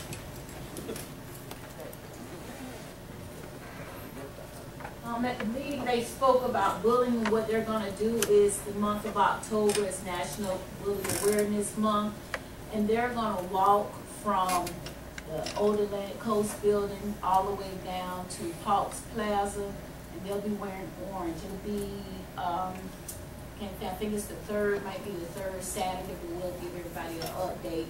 Third Saturday in October. And they'll be walking to the G.B.R Awareness Building. That's one of the things that they did discuss. And there was one more project too that they were working on. Was it no? Well, you have the ribbons here, and they were this month, September is Childhood Cancer Awareness Month, and that is why you see the gold ribbons placed in the council room. So they did have someone who had to deal with it with their child, one of our employees, and they came and spoke to them about that. So that is another thing that they did speak about. Okay. I appreciate that. Like I say, let's get out and support our youth council because they are doing a good thing, you know, and they need our support. And just like the young lady has spoken, you know, they are the future tomorrow, you know, so we need to get out and support them. We have a youth council here, and they do not get the support that they should get from the citizen of Douglas. So let's get behind and push it, you know, everything. Thank you very much. Commissioner O'Neill? Thank you, Mayor Pro Tem. I want to say, like Commissioner Bowen, I'm very proud of our young folks for conducting themselves in a, hopefully, an adult manner and having a safe homecoming 2018 for Coffee Hive. And we've all seen and heard other cities and communities where there was tragedy during a time like that. And so I'm proud of our young folks. And I also want to say congratulations to the Childhood Cancer Awareness Group. They've done a fabulous job this month. I don't think any of us can say we haven't seen a gold ribbon or we haven't been asked to participate or in some way help support this cause. And it's a wonderful cause. They've got their silent auction coming up and then their live auction coming up. So help these ladies. They did the concert. Was it Saturday night? Because we had the class reunion to go to, but with everything going on, they still had a really good turnout for the concert at the Martin Center. And they were real pleased with that. So I commend them, and I guess, you know, if we haven't donated enough money in the month of October, then September's Breast Cancer Awareness Month. And the Passionately Pink group will be here, our first meeting of October, for a proclamation signing and recognition by our group. But let me mention the Pink House. If you haven't heard of the Pink House is for breast cancer t-shirt sales, and we're going to be doing a big reception there on the 27th, and it will be from 4:30 to 6:30. I say we because I'm a part of that group too. And from 4:30 to 6:30, we're going to do a reception for our breast cancer survivors in South Florida, okay? Coffee County and surrounding counties. And this is a very emotional time and it's a very touching time for lots of those women to get together and share their stories. So again, stop by and get your t-shirts and be ready for the pink out next month. You know, and I think Commissioner Pearson did a good job of saying that we've had a very emotional past 30 days or so, and I'm so glad to hear and to see that there can be recovery from that. I just am so proud of Douglas and Coffee County, and I so much want this to be the kind of place people want to, you know, open their businesses and bring their families to, and their you know, raise their children in this community. I want there to be, I want to set a good example. When we have our Mayor's Youth Council here, I want them to come in this room and know that we treat each other with respect. And we may not always agree. We won't always agree, certainly. We don't do that even within our own families oftentimes. But if we can come together and if we can respect each other's opinions and do it in such a way that we're forgiving and that we're willing to be about the city's business. And you saw how many, if you were here earlier, you heard the agenda items we covered tonight. And I'm very proud of this. So thank you, Mayor. Oh, by the way, we miss our mayor too tonight. We would be remiss without saying he's on vacation, okay, in Cancun, and we wish him a safe trip home. So thank you. Okay. Sorry, didn't mean to steal your thunder. Commissioner Moore, please. Hey, I want to say I didn't want to cause any confusion. I didn't mean to dress up. You know, I know we look like twins, but I am the younger one, and I am the one that roots for the Bulldogs. The real twins. I'm a jacket. Well, y'all got to stop. Clemson beat y'all 50 nothing. Thank you, Mike. I'll forgive you for that, but you know, I thought that's good. But I want to congratulate Mike Hudson on the job he did on the barbecue festival. But Great job, Georgia and Mike, on that. Very good. Well, Mike took all the credit for it, so when he knows just how much it cost we made, I may not grab it anyhow, but thank you and appreciate the effort that people put out. A friend there from New York, she come back to Douglas, she got all certified. But anyhow, certified. Yeah. But she's come back to Douglas now, but it's good to see everybody, and it's going to be wonderful. We hope. When's We're time? ready for it. When's time was what? Last weekend in October. Huh?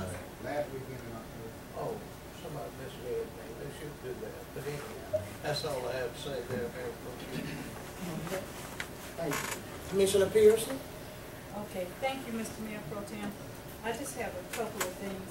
Well, I'd just like to, first of all, say also congratulations to all of the homecoming winners. I saw a little something on Facebook. I pray I be able to try to go to some of the football games sometime. I don't know. But anyway, I'm not a big football fan. And I don't really understand what be going on. So that's how You and me, bro. all I know is when they make a touchdown. I play golf, so But I'm proud of them. I'm proud of the children and all of you. I heard that there were a couple of deaths this weekend. Miss Patricia Fletcher, condolences to her family, and a young guy, I don't know him, Cedric James, I think, Nichols. Condolences to their family.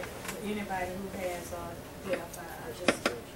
Yes, Oh, and it's definitely. precious. Former Commissioner Dennis Josie's wife, Ms. Jean Josie. Condolences to Mr. Josie and their daughters. Praying for all of you. I have a couple of things that I like to make mention of.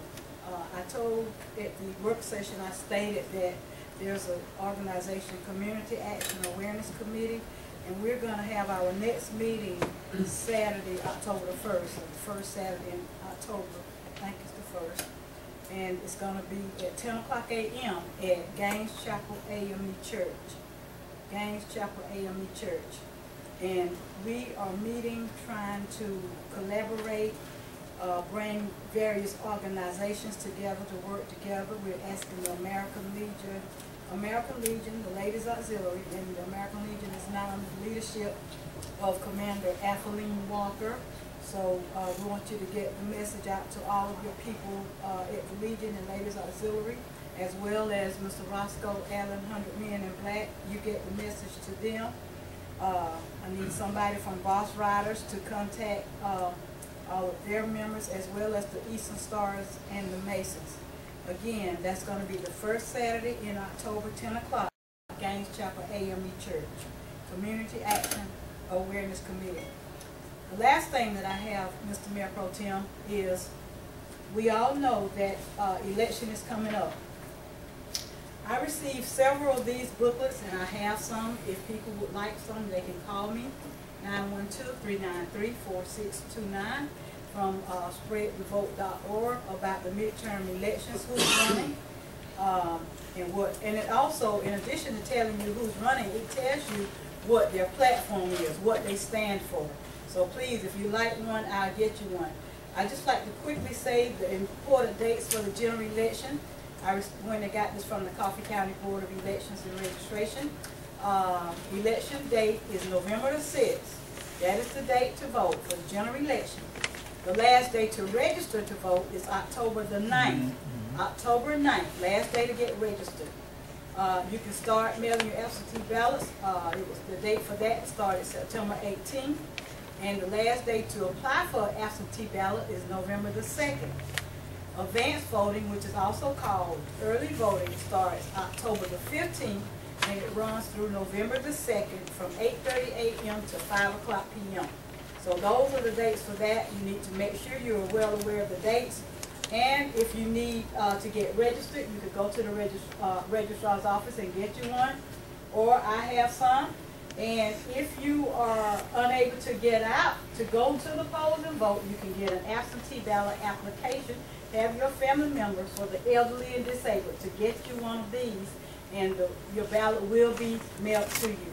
And I am announcing this because of the fact that this election is very important, and people need to realize that your vote does make a difference. If you stay home, you're going to have to suffer with whatever you get. And I can promise you it's not going to be good if you stay home and don't go vote. Please get registered and go to the polls and cast your vote for the candidate of your choice who you believe will make a difference Voting is so important. It's always been very important to me since a very young girl. I went to meetings like this with my mom. So I'm very instrumental in trying to get the community involved with voting. If you don't like how things are going, the way to change it is to go to the ballot box and cast your vote. Thank you, Mr. Mayor Pro Tem. Thank you so much, Commissioner Pierce. Yes, sir. Well, our mayor is absent on tonight. He's on vacation. And like she says, to iterate on voting, the voting deadline is October the 9th. To get registered. We ask that if you are inactive, please get active. Because if you're not active, you won't be able to cast a vote on November, or in early election on November the 6th. Right. Because there are a lot of people that haven't voted in years, in consecutive years, based upon, and they are putting them on a list of being inactive. Right. So you need to check on that to see if you are active, you know, and to see how can you, you know, go about that process. Also, we offer our condolences to all the bereaved families, especially Commissioner Joseph. And congratulations to the Coffee County Trojans on their win. Congratulations to the homecoming princess and our queen. She's a part well, we had a princess that was a part of the Youth Mayor's Council, 2 of them. With the princess, she's a part, and our queen is a part also. We got 3 of them. Okay, who was the second? Avery Hurst. Okay, Avery Hurst. Okay, we got 3 of them. 2 of them were princes, and Mrs. Oldens is our queen that serves on our Mayor's Youth Council. Our hats go out towards them on today. And also, I like to say this, I want to address this. I addressed this on Facebook. It's no secret. I was in a traffic stop on Friday morning, 1 something, whatever. And they booked me, took me down, everything. And my charge was driving with no license on person. And I just wanted to clear that up. I know it's on Douglas now, Mr. Preston. And I want to clear that up because everybody makes mistakes and everybody goes through. But what do I have a problem is when the news is not getting out correctly and the stuff is not that needs to get out isn't getting out. Right. This community has been affected by tragedy all this past weekend. My friend, I'm not going to say the name, she was in an incident on Manila Avenue, and she was hurt badly, and I didn't see no article on that. I don't see, she's fighting for her life. I didn't see no article on that. And I just think that the things that we touch aren't touchable. We touch what we want to touch when we want to touch it and how we want to touch it. Right. And that's the same thing when it comes to the probation officer, Mrs. Stephen Pitts. That wasn't touched until we kept complaining about it, kept saying something about it. Then that was touched. But what I did have a problem with, that even if it was used for me, even when Commissioner Moore's accusation and stuff that went on with him, they didn't use his mugshot. They used his City of Douglas picture to do the story with. Really? And oh yeah, oh yeah. You tell the truth. Because I was reached out today by Mr. Preston to get a statement that he had already written. But I told him that I didn't want to give a comment because I address my own constituents in the own City of Douglas. I needed to today. And I just felt that, I mean, it's pointless because I feel like at the end of the day, you touch what you want to touch. And I just wanted to bring that in full awareness of the headline that was on there. But it's put, you know, I'm saying that the license was suspended, but you didn't put another charge on there. But it's okay. But one day, it's going to be a story that's written, Mr. Preston, that you ain't going to be able to write one day. All right. And tell the it's truth going about to come that. that day. It's always fake news. It's going to come that day. Yeah, you tell the truth about it. It's gonna always. I come up with them sometimes. Mr. Allen. You right. Go ahead on. It's going to come a day to where you're not going to be able to write a story. That's I'm right. not going to be able to write a story. I'm not going to be able to go Facebook Live. You're not going to be able to go Facebook Live. It's going to be stories written about both of us that we can't write. All right. But I'm only standing for right. I'm only standing for right. If I can help somebody along the way, then my living will not be in vain. And I explain to my constituents, because it's a lot of stuff, there's a lot of things that have been done that have not been touched. Right. And the one thing I can say about it, the Coffee County Sheriff Department was so nice to me when I went there. I stayed 19 minutes. They were so nice to me. They was hospitable. They treated me right. But I would like to say, and I wanted to address that issue with Mr. President because he's here tonight. And I want to say thank you. I want to say thank you. I don't have no malice in my heart. I don't have no hatred in my heart. Because if I want to see Jesus, I got to forgive everybody that does evil around me. Yes. Because the Bible speaks of evil, and it's always present. And always. And I know you're right. I know you're right. You know, your articles and stuff like that. And everything. That's good. But one day, always remember, it's going to be a story written on me and you that we will not be able to write. Because the Bible speaks of evil, and it's always present. And always. And I know you're right. I know you're right. You know, your articles and stuff like that. And everything. That's good. But one day, always remember, it's going to be a story written on me and you that we will not be able to write. Always remember that. And I'd like to get a motion. We're going to recess. So we'll go to recess. Okay. We'll do recess at this moment. Okay? Have a good evening. Thank you, everybody.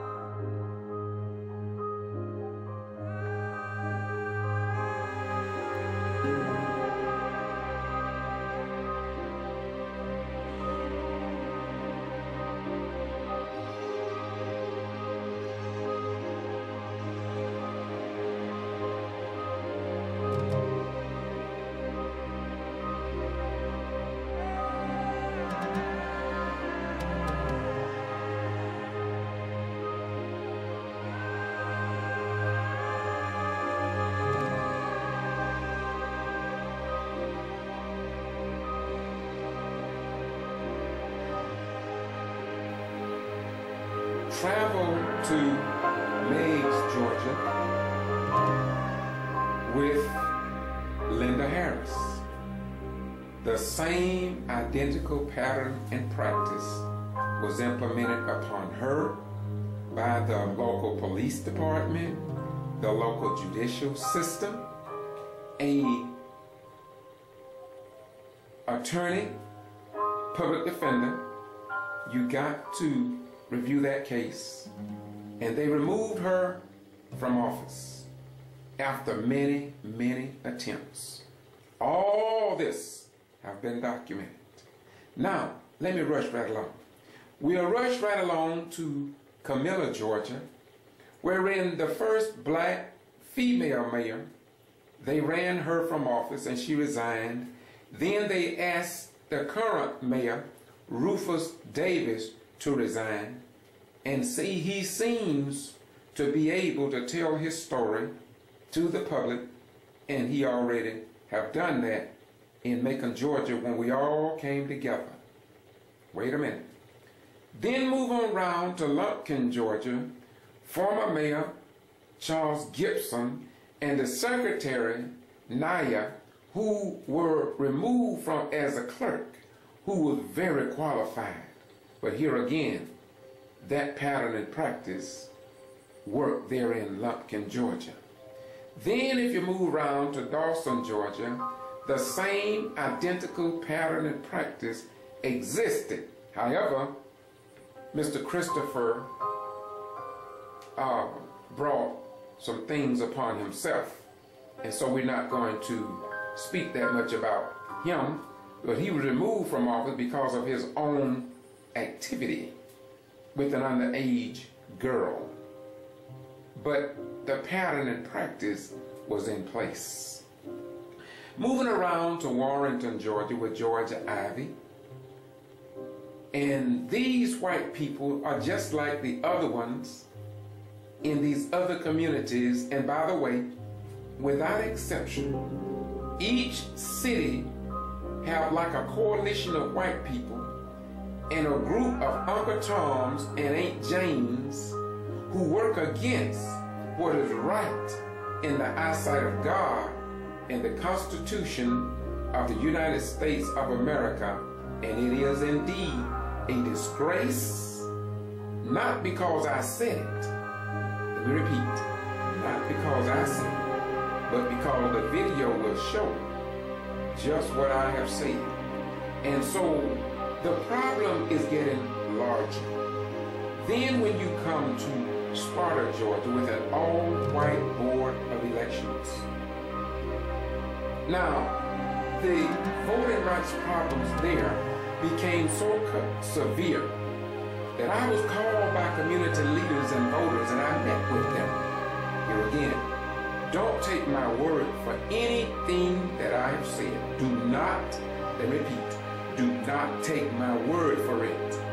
Google each one of these cities, and you can see, you can hear, and you can witness what is going on here in the state of Georgia, while the Democratic Party, the Republican Party, the Green Party, and the Independent Party just sit, say, and do nothing.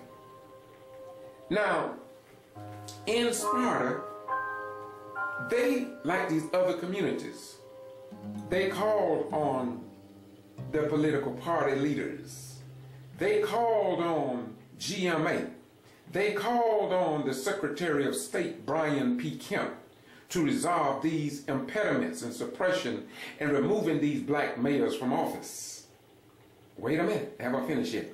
They even went as far as the governor, Nathan Deal, to cry for help because some of these meetings got so racial separated, so racial divided, until many people was thinking that somebody could very well be injured or killed in these small towns. But nobody, including Eric Holder at the Department of Justice and former President Barack Obama and Loretta Lynch, at the Department of Justice, nobody would come down to these troubled, disgraceful communities and address the issues. So thank God for the New York Times coming down to Sparta and reported in their newspaper and on their television station, I believe it was, that the police or the sheriff department in Sparta was going to black people's homes asking for their deeds. Wait a minute, wait a minute, wait a minute. I say to you again, do not take my word for anything that you have heard me speak of this evening. I'm only doing this because you have a right to know. And the Atlanta Journal and Constitution have turned the lights out on this issue. They will not connect the dots. Shame on the Atlanta Journal and Constitution. Severe shame on the biggest newspaper in the metro city of Atlanta. Shame on MSNBC for ignoring these stories of these voters and these elected officials in the state of Georgia. Shame on you, MSNBC. Shame on Victor Blackwell at CNN, and I have told him several times about what's going on. Shame on you. Shame on 60 Minutes, 48-hour Dateline in your life. Shame. Shame on the NAACP, the SCLC, and other civil rights organizations. Congressional Black Caucus. Shame on you all. Shame, shame, shame on the civil rights leaders of today versus the interests of the civil rights leaders for yesterday. Because you are ignoring this, and yet the Democratic Party gonna tell black people and white people, we want your vote. The hell you do? According to the people in Sylvester, Georgia. Yeah, the civil rights leaders in Sylvester, which came from Columbus, Georgia, said, turn the light on. Let us see the big picture. They said that as the Democratic Party ignored the people in Madison, Florida, Quitman, Georgia, Meigs, Georgia, Camilla, Georgia, Lumpkin, Georgia, Dawson, Georgia, Clayton County, Georgia, Warrington, Georgia, Sparta, Georgia. Therefore, we're not going to vote for Hillary Clinton. Here again, go to Sylvester, Georgia video and watch how black people came together and said they were not going to be used. They were not going to be used. They were not going to be used by the Democratic Party, and that they were not going to vote for Hillary Clinton because the Democrats ignored them in their pain, suffering, and even in the death of a Georgia citizen who had lupus. And so now, the Democratic Party Chairman DuBose Porter was notified over and over again. Letters were sent. Mayor Ann Whippaloo traveled to Atlanta, went to the Court of Appeals several times, and won her case every time she went into court for the most part. And yet no news media, not a single news media in Georgia or in the United States of America would then nor now connect the dots between all these cities and counties that I have just mentioned to you as a social media person on the Get To Free Press. Wait a minute. I brought you from Madison, Florida to Sparta, Georgia, and all in between. But wait a minute. Wait a minute. I want to say to you once again, isn't it strange that the Atlanta Journal and Constitution, which we know is owned by white folks, controlled by white folk, and influenced and operated by white folk, and yet they refuse to connect the dots of all these troubled areas where that white system of suppressing, controlling, and removing blacks from office, even by judges, that some of these communities are calling a disgrace, and I put this apple in the barrel. Don't take my word for it. Listen to the videos, and you will catch the flavor of the people's nature who have told their stories, but apparently they want to keep you deaf, dumb, and blind to the tidings, and unable to make intelligent decisions based on facts. Wait a minute. Let me continue. So when we leave Sparta, the Atlanta Journal-Constitution and CNN and Victor Blackwell said to the people in these troubled communities and the state of Georgia, along with the rest of America and the world, CNN said, lights out. Lights out. Victor Blackwell said, lights out. 60 minutes and 48 hours say, lights out. We don't let people know about that. Shh. Shh. Shh.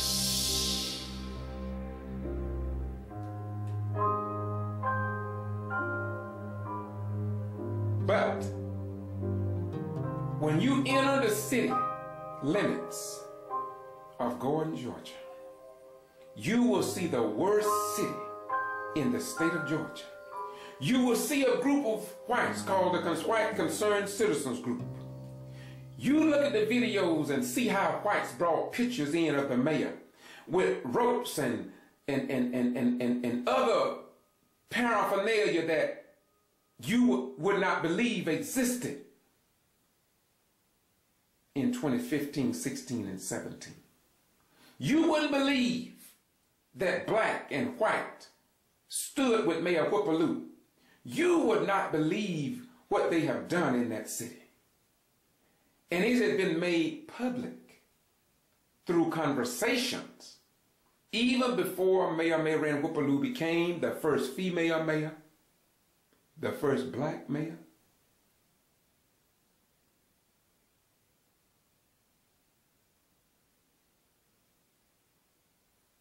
Ever in the history of Gordon. But before she took office, according to her, white people in that community wanted her to turn the lights on. They wanted her to not take office until she came up with a forensic audit, because they believed that Mayor Turner, who was the mayor before her, I think I'm right, say that the finances were in shambles or had never been properly accounted for. And so white people told her, according to her, and she'll tell you about it, do not take my word for it. They said to her, you better do a deep, deep investigation on the money, on the money, on the money, on the money. The finance chair, the late Terry Reese, said the same thing. You can see all this on video. He said he didn't know how many accounts the city had. He said he don't know how much money is in the accounts. He said, but I do know they have 19 accounts with less than 2,500 people. And he questioned that. And he died fighting for a forensic audit. And we believe that the stress placed upon him could have contributed to his untimely death, along with the mayor's husband, Mr. Lou. He fell dead or fell down in City Hall because, according to them, and he had told me about the pressures they were thrusting upon him. And the local news media, the Wilkinson County Post and the television stations are all in the clique and among the slicks. And somebody got to tell it. Somebody got to tell it. And the citizens in that town have already told it, and they have it on video, and I record it by the grace of God, and it's there for you to receive. And all this have been forwarded to all news media networks that I've addressed here in the state of Georgia. They are fully aware of it, but once again, they want to keep you all in the dark or in the white. That's what they want. But I refuse, as a retired military veteran, to let white people and Uncle Toms and Aunt Janes put such a white scratch mark upon our republic. When I was in the armed forces, I took an oath and obligation called the Code of Conduct. And everybody that go into the armed forces must swear that I am an American fighting man, and I am prepared to give my life in the defense of my country. And when I will fight against all foreign and domestic enemies that come up against this nation. I don't understand how in heaven, let me say it again, I do not understand how in heaven black, white, right veterans and active duty personnel can see all of this happening and then watch CNN or Victor Blackwell, MSNBC, formerly Al Sharpton was there, and they didn't connect the dots to show what voting rights have been brought down to here in the state of Georgia. And at the Secretary of State yearly meetings, you ought to see what went down, and it's all recorded. Just Google the Secretary of State, Brian P. Kemp, in Macon, Georgia, and connect the dots. When citizens and voters came before the Secretary of State, the Atlanta Journal and Constitution reported, but they didn't report that. And yet people talk about freedom of the press and freedom of speech and your right to vote and freedom of religion. The American people had better wake up, my friends. And so, Mayor Ann Whipperloo, still in office, time to be reelected, but she probably won't, because this white system that they have in place is working like a clock. You cannot say it's unsuccessful because it's clapping and popping all over the place. Some pops is not as loud as others, but the pattern and the practice is working. They're removing you from office. Yet the Democratic Party say we want your vote. And blacks are saying the hell you do. Many blacks and white right people are saying I'm not going to vote at all. And this is what is happening. And I warn the Democratic Party. I've been telling the leaders in the Democratic Party that blacks are not going to vote for you, man. They're not going to vote for any of you in these troubled cities because you won't even come and assist them. You will not even tell their stories. And they say they are tired of being made a fool of. That's what they are telling me, and that's what they are telling you if you would listen to the video that they produced. Not me, the people here in the state of Georgia. But do you care? The Democratic Party don't care. And this is why I've been saying that this is a golden opportunity for the Republican Party, the Green Party, to come to these small towns and do their thing and win these voters over, because they want to vote for somebody, but they just can't vote for a pimp. They're tired of being pimped. And some of the Democratic Party don't even believe it. Yeah, they don't believe it. But they said they were not going to vote for Hillary. That's what they said. And I got it recorded, and I didn't say that. I'm repeating what they said. Wait a minute, let me finish. I'm not finished yet. Let's leave Gordon. Let's come over to Willacoochee, Georgia, wherein a black mayor ran for office and white guy was riding around in a state representative car, they say. And you can see this on video. I didn't say it. This is what they said. And it's recorded in history. And when they called a press conference there in Willacoochee and notified all the news media, I was the only somebody showed up, because the white controlled, white owned, and white dominated news media, they understand that black news is not their news. and they don't give a damn about you, and they're showing you that every day. And if you don't understand that, then you ought to say to yourself, Google Willacoochee, Georgia, and see the NAACP, the Justice League, the New Black Panther Party, all came to Willacoochee, and they stood on the steps of City Hall and talked about how people was paying people to vote, and they, white man, won over the black candidate. And they sent all this information up to Georgia Attorney General, to the Secretary of State, Brian B. Kemp. By the way, the Sergeant Attorney, that's Sam Olens now. They sent all this information up to him and others, and absolutely nothing was done about it, and no news media covered it at all. It was like as if though we were in China, Russia, or some other third world communist nation. And it is indeed a disgrace, y'all. All active duty members stationed here at Moody Air Force Base, Camp Lejeune, stationed at Omaha, Nebraska at Offutt Air Force Base, Fort Benning, or overseas in Okinawa, Japan, or Kadena, or overseas in Karat, Thailand, different places. I want you to know that these news media networks want you in the dark.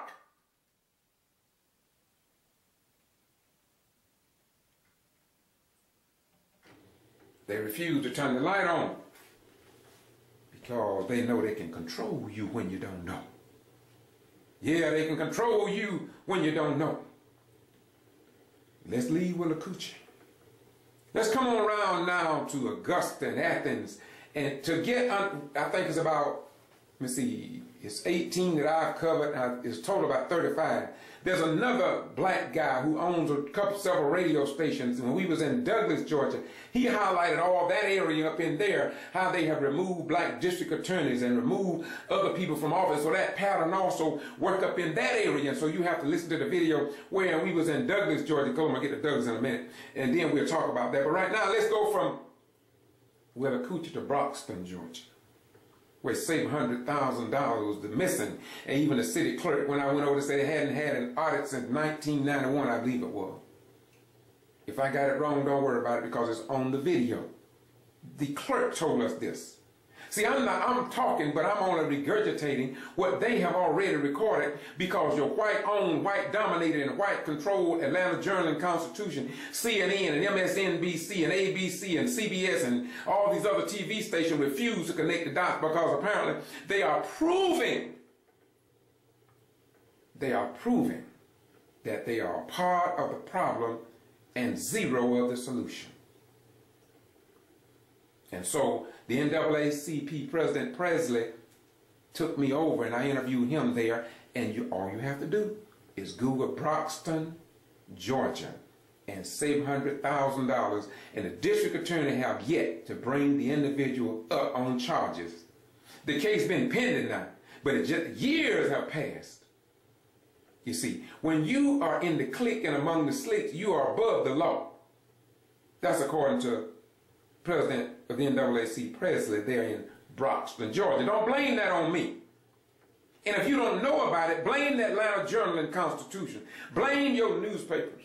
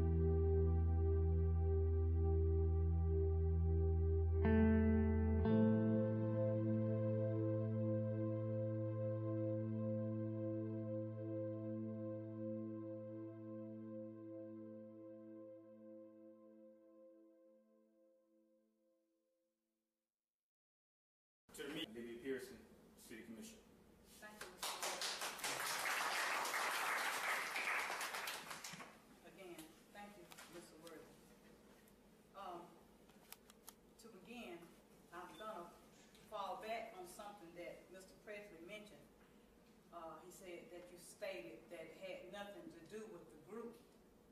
Well, I'm not sure that you stated it didn't have anything to do with the group. I know just a minute ago, Jerry Hudson said it was mainly on Douglas Now, was mainly about Bobby Worthy. His article was. Not quite.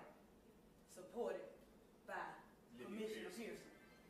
That's what he stated, which was a total lie because I had nothing to do with Bobby Worthy and Larry Neesmith.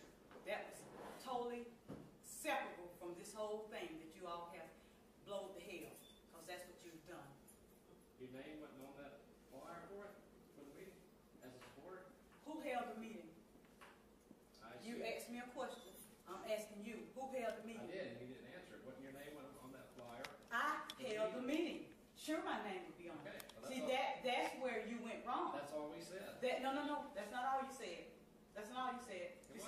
You said supported by Commissioner Pearson. What was supported by Commissioner Pearson?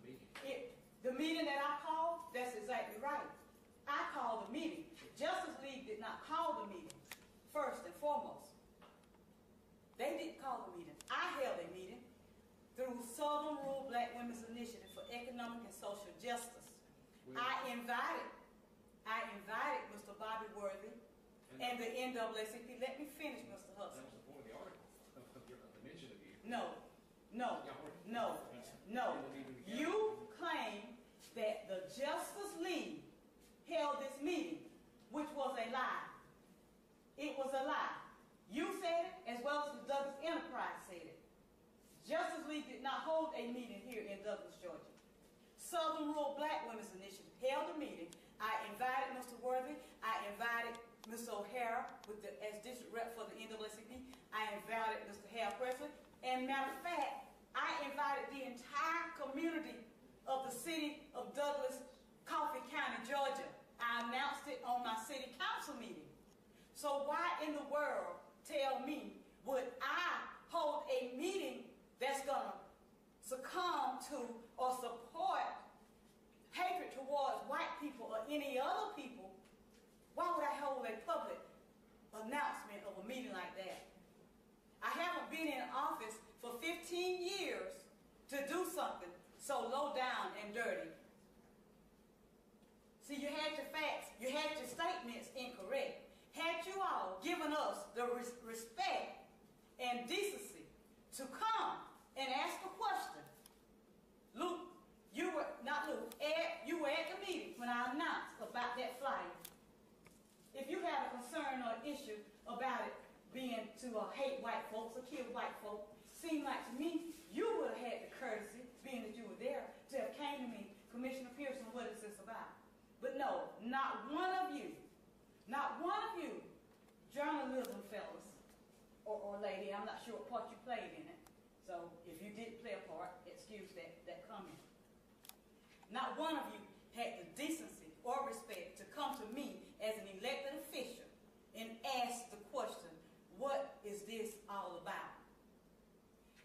A decent journalist who is seeking the truth has a moral and ethical obligation to go and get both sides of a story and not just print one side and not just assume. And none of you did that. So yes, I feel my life is threatened with something like this. And you sat there when Mr. Presley asked the question, have you gotten any feedback from anybody? Nobody would say anything. You didn't answer. But I already know the answer to it. You've gotten feedback because I've gotten feedback. I've gotten feedback from white people. I've got feedback from black people. And they're not satisfied with it, black or white. And they have all said to me, Olivia, we know that's not true.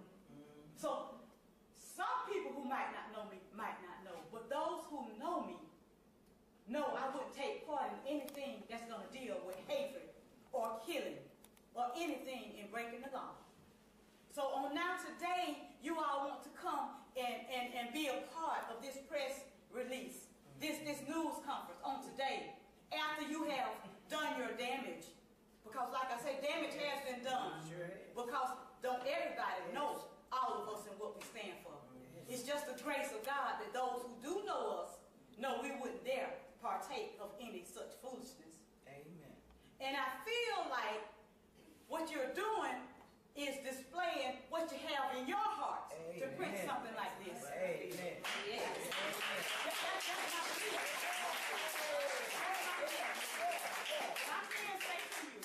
I can say to you, not one of you have ever had me to say anything racist to you, to say anything about hatred to you. In dealing with your media and dealing with me, none of you can say that I've ever said anything racist. If it's right, if it's a fact about what has happened, and it might tend to lean on one side of the color line or the other, call it what you may. But God be my judge. He knows my heart. And know I wouldn't partake of anything such as this that you all have intended to influence this community to believe. Amen. That's right.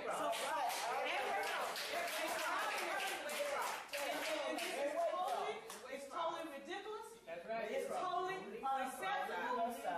And we are not going to tolerate it. So now you want to go and dig and talk about the use of the Coley Center. Get the records about the Coley Center. You dig on and see what you find.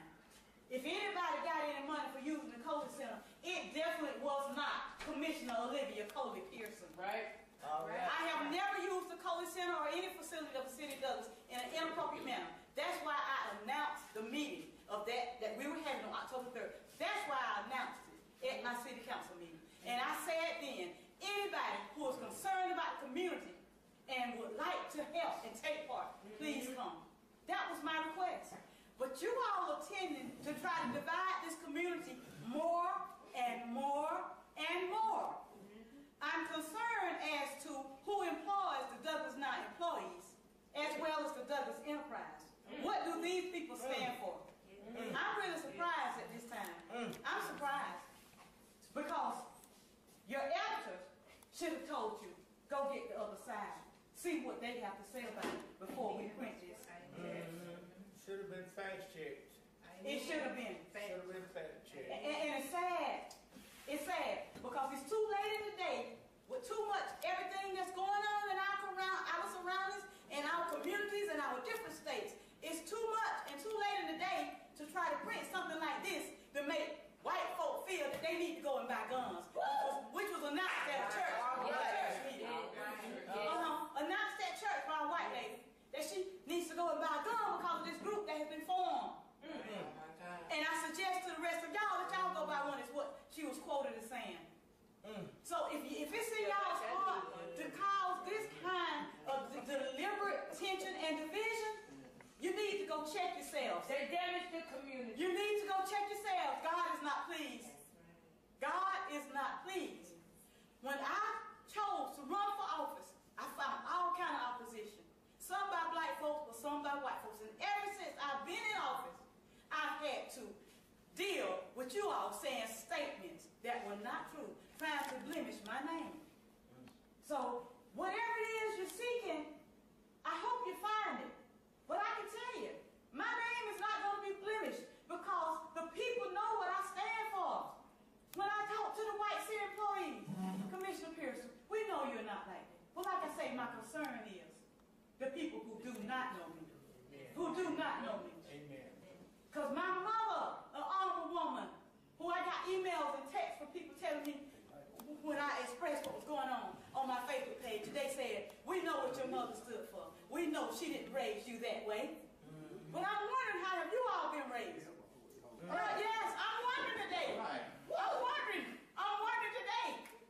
Because somebody from the media should have had the decency to see the true facts, so justice would be known and would prevail. That's right. This plaque, since you all say recent altercation shines light on new militant organization, that's what y'all said. That's what y'all said. And I'm trying to find out where's this militant organization at. Because it's not us. It's not us. Some of us can barely walk. We are elderly. Walking with sticks. But we are militant. Because we state what is the truth. We're seeking to make the community better, which is what I said at that city council meeting when I announced that meeting on October 3rd. So how did militant organization come out of it? It's wrong. The meeting I had, Southern Rural Black Women, in Douglas, Coffee County since 1999. And I was asked to chair and lead this group. Southern Rural Black Women's Initiative for Economic and Social Justice. Not just justice for black people or black women, but it's geared toward women. Because women have had a difficult time finding daycare, someone to keep their kids so they can go to work, trying to finish and get a GED so they can get a good job. That's why this group was formed and has received federal monies and monies from private groups to help people who are a part of this to better their lives. And you would take the meeting we held, which was hosted by Southern Rural Black Women, and distort the facts.